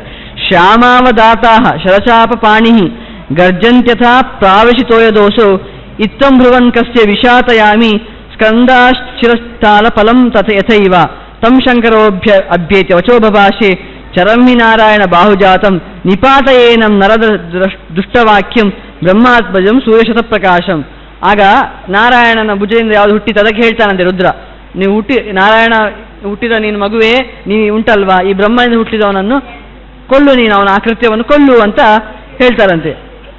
ಆಗ ತದಪ್ರಯುದ್ಧೋ ಸುಭೃಶಂ ಮಹಾಬಲೋ ಬ್ರಹ್ಮಾತ್ಮಜೋ ಬಾಹುಭವಶ್ಚ ಶಾರ್ವಃ ದಿವ್ಯಂ ಸಹಸ್ರಂ ಪರಿವತ್ಸರಾಣ ತತಃ ಹರಃ ಅಭ್ಯೇತ್ಯ ವಿರಿಂಚಿ ಮೂಚೆ ಜಿತತ್ವದೀಯ ಪುರುಷ ಪಿತಾಮಹಂ ನರೇಣ ದಿವ್ಯಾದ್ಭುತ ಕರ್ಮಣ ಬಲಿ ಮಹಾಪೃಷತ್ಕೈಃ ಅಭಿಪತ್ಯತಾಡಿತಃ ತದ್ಭುತಂ ಚೇಹ ದಿಶೋ ದಶೈವ ಅಂತ ಹೇಳ್ತಾರಂತೆ. ಆಗ ಅವರಿಬ್ಬರ ಮಧ್ಯೆ ಯುದ್ಧ ಆಗ್ತದಂತೆ. ಆ ಯುದ್ಧದಲ್ಲಿ ಹೇಳ್ತಾನಂತೆ, ನಿನ್ನ ಪುರುಷ ಪಿತಾಮಹನನ್ನು ಹೇಳ್ತಾನಂತೆ, ಈ ನರನಿಂದ, ಈ ಅದ್ಭುತವಾದ ಕರ್ಮವುಳ್ಳ ನರನಿಂದ ನಿನ್ನ ಪುರುಷ ಗೆದ್ದಿದ್ದಾನೆ ಅಂತ. ತ್ವದೀಯ ಪುರುಷ ಜಿತಃ, ನಿನ್ನ ಪುರುಷ ಅಂದರೆ ಶಿವನೇ ಹೇಳ್ತಾನಂತೆ ಗೆದ್ದಿದ್ದಾನೆ ಅಂತ. ಆಗ ಬ್ರಹ್ಮ ಹೇಳ್ತಾನಂತೆ, ಬ್ರಹ್ಮಾತಮೀಶಂ ವಚನಂ ಬಭಾಷೆ ನೇಹಾಸ್ತಿ ಜನ್ಮಾನಿ ಅಜಿತಸ್ಯ ಶಂಭೋ ಪರಾಜಿತಃ ಚೇಷ್ಯತೆ ಅಸೌ ತ್ವದೀಯೋ ನರೋ ಮದೀಯಃ ಪುರುಷೋ ಮಹಾತ್ಮ ಇತ್ಯೇವ ಮುಕ್ತವಚನಂ ತ್ರಿನೇತಃ ಚಿಕ್ಷೇಪ ಸೂರ್ಯ ಪುರುಷಂ ವಿರಿಂಚೇಃ ನರಂ ನರಸ್ಯೇವ ತದಾಸ ವಿಗ್ರಹೇ ಚಿಕ್ಷೇಪ ಧರ್ಮ ಪ್ರಭವಸ್ಯ ದೇಹ ಅಂತ. ಇಲ್ಲಿ ಯಾರು ಗೆದ್ರು ಅಂತಾಗಲಿ ಇಬ್ರು ಹೇಳ್ತಾ ಇದ್ದಾರೆ, ನಾನು ಗೆದ್ದೆ, ನೀನು ಗೆದ್ದೆ, ನಾನು ಗೆದ್ದೆ ಅಂತ. ಅಲ್ಲಿ ಒಂದು ಯುದ್ಧಕ್ಕೆ ಅಂತ್ಯ ಅಂತಲೇ ಆಗಲಿಲ್ಲ. ಆಗ ಏನು ಮಾಡ್ತಾರೆ ಕೇಳಿದರೆ, ಆ ಬ್ರಹ್ಮ ರುದ್ರನ ಪುರುಷನನ್ನು ಆಕಾಶಕ್ಕೆ ಹಾರಿಸಿ ಬಿಡ್ತಾನಂತೆ. ನಾರಾಯಣನಿಂದ ಹುಟ್ಟಿದವ ಆ ರುದ್ರ ಒಬ್ಬ ಬ್ರಹ್ಮನಿಂದ ಯಾರು ಹುಟ್ಟಿದ್ನೋ ಅವನನ್ನು ಆಕಾಶಕ್ಕೆ ಹಾರಿಸ್ತಾನಂತೆ. ಇನ್ನು ಬ್ರಹ್ಮನಿಂದ ಹುಟ್ಟಿದವ ನಾರಾಯಣನಿಂದ ಯಾರು ಅವನನ್ನು ಆಕಾಶಕ್ಕೆ ಹಾರಿಸ್ತಾನಂತೆ. ಒಟ್ಟು ಅಲ್ಲಿ ಯುದ್ಧ ಮುಗಿದು ಹೋಯ್ತು. ಎಂತ ಯಾವುದೆಲ್ಲೂ ಮುಗಿಲಿಲ್ಲ ಅದು. ಆಗ ಪುನಃ ಅವರಿಬ್ಬರ ಗಲಾಟೆ ಮುಗಿದಿತ್ತು. ಈಗ ಸಮಸ್ಯೆ ಯಾರಿಗೆ? ರುದ್ರನಿಗೆ. ಅವನು ಏನೋ ನನ್ನ ಕೈಯಲ್ಲಿ ಕಪಾಲಿದೆ ಅಂತೇಳಿ ಇವರಿಬ್ಬರು ಗಲಾಟೆ ಮಾಡಿಕೊಂಡು ಏನೋ ಉತ್ತರವೇ ಕೊಡಲಿಲ್ಲಲ್ಲ ಅಂತ ಇವನಿಗೆ ಆಗ ಪುನಃ ಸಮಸ್ಯೆ ಆಗ್ತದೆ. ಆಗ ಅವನು ಏನು ಮಾಡ್ತಾನೆ ಕೇಳಿದರೆ, ತತಃ ಕರತಳೆ ರುದ್ರ ಕಪಾಲೆ ದಾರುಣೋ ಸ್ಥಿತೆ ಸಂತಾಪಂ ಅಗಮದ್ ಬ್ರಹ್ಮಶ್ಚಿಂತೆಯ ವ್ಯಾಕುಲೇಂದ್ರಿಯ ಸಮಾಗತ ರೌದ್ರಾ ನೀಲಾಂಜನ ಚಯಪ್ರಭಾ ಸಂರಕ್ತಂ ಊರ್ಧ್ವಜ ಭೀಮ ಬ್ರಹ್ಮಹತ್ಯ ಹರಾಂತಿಕಂ ಅಂತ. ಏನು ಮಾಡಬೇಕಂತ ಬ್ರಹ್ಮಹತ್ಯೆ ಬಂದಿದೆ, ಏನು ಮಾಡಬೇಕಂತ ಗೊತ್ತಾಗಲಿಲ್ಲ. ಆಗ ಪುನಃ ನಾರಾಯಣನ ಹತ್ರ ಹೋಗುವ ಅಂತ ಹೋದರೆ ಅಲ್ಲಿ ಕಾಣ್ತಾನೆ ಇಲ್ಲ ನಾರಾಯಣ, ಋಷಿಗಳೇ ಕಾಣ್ತಾ ಇಲ್ಲ. ಆಗ ಇದ್ರು ಕಾಣ್ತಾನೆ ಇಲ್ಲ. ಆ ನಂತರ ಕಾಳಿಂದಿ ನದಿಗೆ ಹೋಗ್ತಾನಂತೆ. ನದಿ ಬತ್ತಿ ಹೋಗಿದೆ. ಅಲ್ಲಿ ಸ್ನಾನ ಮಾಡಿದರೆ, ನದಿಯಲ್ಲಿ ಸ್ನಾನ ಮಾಡಿದರೆ ಪಾಪ ಹೋಗ್ತದೆ ಅಂತ ಹೇಳ್ತಾರೆ. ಗಂಗೆ ಚಮುನೆ ಚೈವ ಗೋದಾವರಿ ಸರಸ್ವತಿ, ನದಿಯಲ್ಲಿ ಸ್ನಾನ ಮಾಡಿದರೆ ಸಕಲ ಪಾಪಗಳು ಪರಿಹಾರ ಆಗ್ತದೆ ಅಂತ. ಹೌದಾ? ಹಾಗಾಗಿ ನದಿಯಲ್ಲಿ ಸ್ನಾನ ಮಾಡ್ಲಿಕ್ಕೆ ಹೋಗುವ ಅಂತ ಕೇಳಿದರೆ ನದಿಯೇ ಬತ್ತಿ ಹೋಯ್ತಂತೆ. ಅಷ್ಟು ದೊಡ್ಡ ಪಾಪ ಮಾಡಿದ್ದಾನೆ ಅವ, ನದಿಯೇ ಬತ್ತಿ ಹೋಯ್ತಂತೆ. ಇನ್ನು ಎಲ್ಲೆಲ್ಲೋ ಹೋಗ್ತಾನಂತೆ. ಎಲ್ಲಿ ಹೋದ್ರು ಕೂಡ ಇನ್ನು ನೈಮಿಷಾರಣ್ಯ ಅಂತ ಹೇಳುವಾಗ ಒಂದು ಒಳ್ಳೆ ತಪಸ್ಸು ಮಾಡಲಿಕ್ಕೆ ಒಳ್ಳೆಯ ಜಾಗ ಅಂತ ಅಲ್ಲಿ ಹೋಗ್ತಾನಂತೆ. ಅಲ್ಲಿ ಹೋದ್ರು ಕೂಡ ಅಲ್ಲಿ ಕೂಡ ಏನೂ ಪ್ರಯೋಜನ ಆಗಲಿಲ್ಲ. ಇನ್ನು ಎಲ್ಲಿ ಹೋದ್ರು ಅವನಿಗೆ ಸಮಸ್ಯೆಗೆ ಉತ್ತರವೇ ಸಿಗ್ತಾ ಇಲ್ಲಲ್ಲ ಅಂತ ಕೇಳುವಾಗ ಅವನು ಒಂದು ಹೋಗ್ತಾನಂತೆ. ಸ್ವಲ್ಪ ಕುರುಜಾಂಗಲ ಅಂತ ಒಂದು ಕಡೆ ಹೋಗ್ತಾನಂತೆ, ಕುರುಜಾಂಗಲ ಅಂತ. ಅಲ್ಲಿ ಹೋಗಿ ತಥೋ ಜಗಾಮ ನಿರ್ವಿಣ್ಣ ಶಂಕರ ಕುರುಜಾಂಗಲಂ ತತ್ರ ಗತ್ವಾ ದದರ್ಶಾಥ ಚಕ್ರಪಾಣಿಂ ಖಗಧ್ವಜಂ ಅಂತ. ಆಗ ಕುರುಜಾಂಗಲಕ್ಕೆ ಹೋಗಿ ಅಲ್ಲಿ ಚಕ್ರಪಾಣಿಯಾದ ಭಗವಂತನನ್ನು, ನಾರಾಯಣ ಅಂತ ನಮ್ಗೆ ಏನು ಹೇಳಿದ್ದಲ್ವಾ, ಅಲ್ಲಿ ಅವನಿಗೆ ಕಾಣಲಿಲ್ಲ. ನಾರಾಯಣನ ಇನ್ನೊಂದು ರೂಪ, ಭಗವಂತ ಇನ್ನೊಂದು ರೂಪ ಅದು ಕಾಣಿದಂತೆ. ಅದು ದೇವರ ಆಟ. ಅವನಷ್ಟು ಪ್ರಾರಬ್ಧ ಅಂತ ಹೇಳುವಂಥದ್ದು ಅಲ್ಲಿ ನಾರಾಯಣನಿಗೆ ಮಾಡ್ಬೋದಿತ್ತಲ್ಲ, ಮತ್ತೆ ಯಾಕೆ ಕಾಣಬೇಕಿತ್ತು ಅಂತ ಪ್ರಶ್ನೆ ಬರ್ಬೋದು. ಇಷ್ಟು ವರ್ಷ ನೀನು ಕಷ್ಟ ಬಿಡಬೇಕು, ಎಲ್ಲೆಲ್ಲ ತಿರುಗಬೇಕು, ನಿನ್ನ ತಪ್ಪು ನಿಂಗೆ ಗೊತ್ತಾಗಬೇಕು, ಆಗಲೇ ಅದಕ್ಕೆ ಉತ್ತರ ಸಿಗುವಂಥದ್ದು ಅಂತ ಹೇಳಿ ಅದು ಸಿಗಲಿಲ್ಲ. ಆ ನಾರಾಯಣ ಸಿಗಲಿಲ್ಲ. ನಾರಾಯಣನ ಇನ್ನೊಂದು ರೂಪ ಕುರುಜಾಂಗದಲ್ಲಿ ಕಾಣಿತಂತೆ. ಆಗ ತಂ ದೃಷ್ಟ್ವಾ ಪುಂಡರೀಕಾಕ್ಷಂ ಶಂಖ ಚಕ್ರ ಗದಾಧರಂ ಕೃತಾಂಜಲಿ ಪುಟೋ ಭೂತ್ವ ಹರಸ್ತೋತ್ರ ಮುದೀರಯನ್ ಅಂತ, ರಯತ್ ಅಂತ. ಆಗ ಆ ಪುಂಡರೀಕಾಕ್ಷನನ್ನು ನೋಡಿ, ಎಂತಹ ಪುಂಡರೀಕಾಕ್ಷ, ಶಂಖಚಕ್ರ ಗದಾಧರ, ಶಂಖಚಕ್ರಗಳಿಂದ ಕೂಡಿರುವಂಥ, ಶಂಖಚಕ್ರ ಗದಾಧರ ಅಂತ ಹೇಳುವಾಗ ಚಕ್ರ ಶಂಖ ಗದಾ ಪದ್ಮಗಳಿಂದ ಕೂಡಿರುವಂತಹ ರೂಪವನ್ನು ನೋಡಿದಂತೆ ಸ್ತೋತ್ರ ಮಾಡಲಿಕ್ಕೆ ಪ್ರಾರಂಭ ಮಾಡ್ತಾನಂತೆ ಅವನನ್ನು. ಯಾವ ರೀತಿಯಾಗಿ ಅಂತ ಕೇಳಿದರೆ, ಹರ ಉವಾಚ, ಇದು ನೋಡಿ ಮುಖ್ಯವಾಗಿ ಒಂದು 10 ಶ್ಲೋಕ ಇದೆ. ಈ 10 ಶ್ಲೋಕವನ್ನು ಪಾರಾಯಣ ರುದ್ರನೇ ಮಾಡಿರುವಂಥದ್ದು ತುಂಬ ಶಕ್ತಿ ಇದೆ. ಅಷ್ಟರಲ್ಲಿ ಯಾವ ಸಮಯದಲ್ಲಿ ಮಾಡಿದ್ದದ್ದು ಕೇಳಿದರೆ ಮಹಾಘೋರವಾದ ಇದಕ್ಕಿಂತ ದೊಡ್ಡ ಪಾಪವನ್ನೇ ಮಾಡ್ಲಿಕ್ಕೆ ಸಾಧ್ಯ ಇಲ್ಲ ಅಂತ ಅಷ್ಟು ಯೋಚನೆ ಮಾಡ್ಬೋದಂತ ಆದಂತಹ ಬ್ರಹ್ಮಹತ್ಯೆಯನ್ನು ಮಾಡಿದಾಗ ಅವನು ಈ ಸ್ತೋತ್ರವನ್ನು ಪಠನೆ ಮಾಡಿರುವಂಥದ್ದು. ಹಾಗಾಗಿ ನಮ್ಮ ಜೀವನದಲ್ಲಿ ನಾವೇನು ಏನು ಮೇಲಿನ ಬಿದ್ದವರಂತಲ್ಲ, ತುಂಬ ಪಾಪ ಮಾಡಿರ್ತೇವೆ. ನಾವು ಈ 10 ಶ್ಲೋಕವನ್ನು ಪಠನೆ ಮಾಡುವುದರಿಂದ ನಿಜವಾಗಿ ರುದ್ರನೇ ಮಾಡಿದ್ದಾನೆ ಅಂತ ದೊಡ್ಡ ಪಾಪ ಮಾಡಿದಾಗೆಲ್ಲ ಪಾಪ ಪರಿಹಾರ ಆಯ್ತಂತೆ.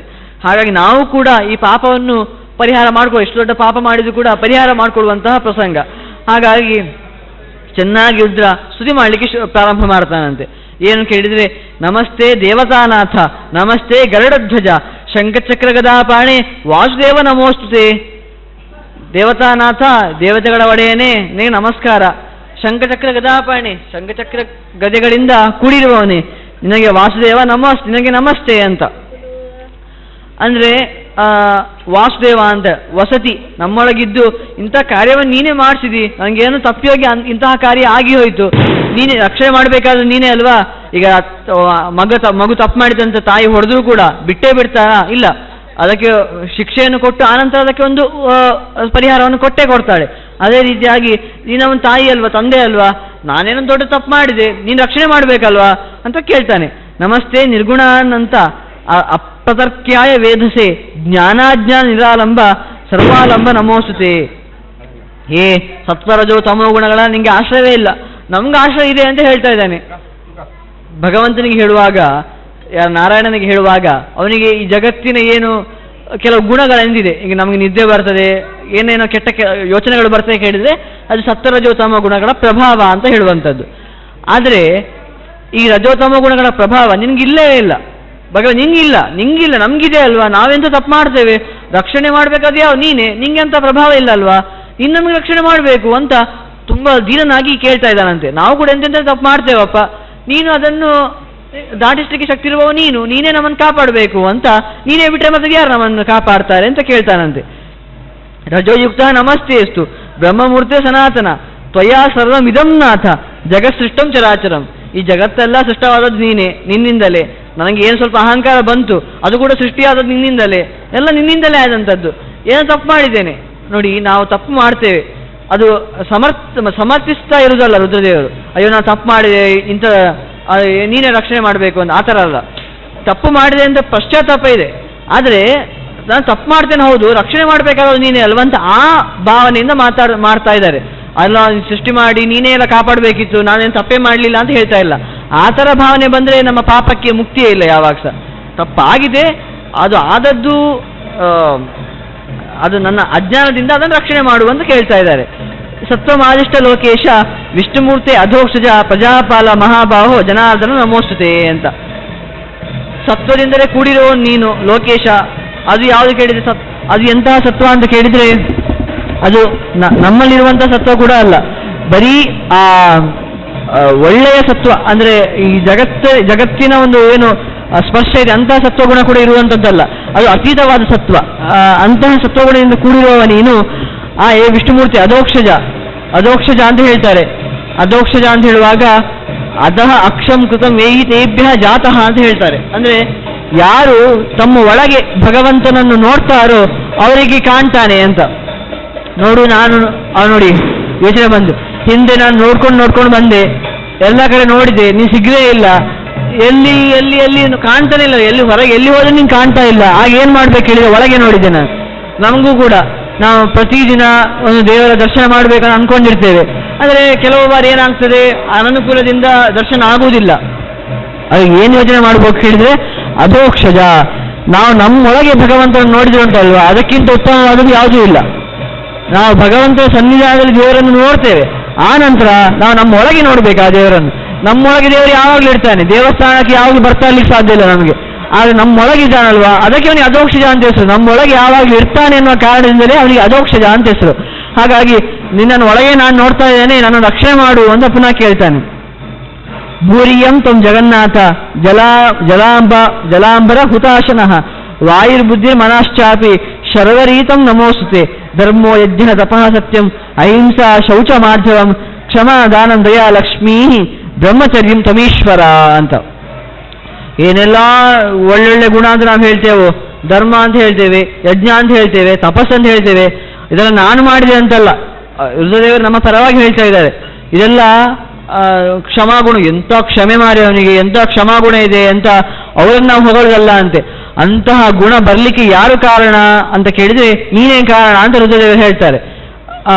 ಎಂತಹ ಒಬ್ಬ ಎಷ್ಟೇ ಎತ್ತರನಾಗಿರಲಿ ಅಂತ ಎತ್ತರದ ಗುಣ ಬರಲಿಕ್ಕೆ ಯಾರು ಕಾರಣ ಕೇಳಿದರೆ ಅಂತ ಗುಣ ಕೊಟ್ಟವ ನೀನು ಅಂತ ರುದ್ರದೇವರು ಹೇಳ್ತಾರೆ. ಆಗ ಅಷ್ಟೇ ಹೇಳದೆ ಹೇಳ್ತಾರಂತೆ, ನಮೋ ನಮಸ್ ತ್ವಂ ಸಾಂಗ ಚತುರೋ ವೇದಾಸ್ತ್ವಂ ವೇದ್ಯೋ ವೇದಪಾರಗಃ ಉಪವೇದಾಹ ಭವಾನೀಶಃ ಸರ್ವೋಸಿತಂ ನಮೋಸುತೆ. ಎಂಥ ವೇದ, 4 ವೇದ,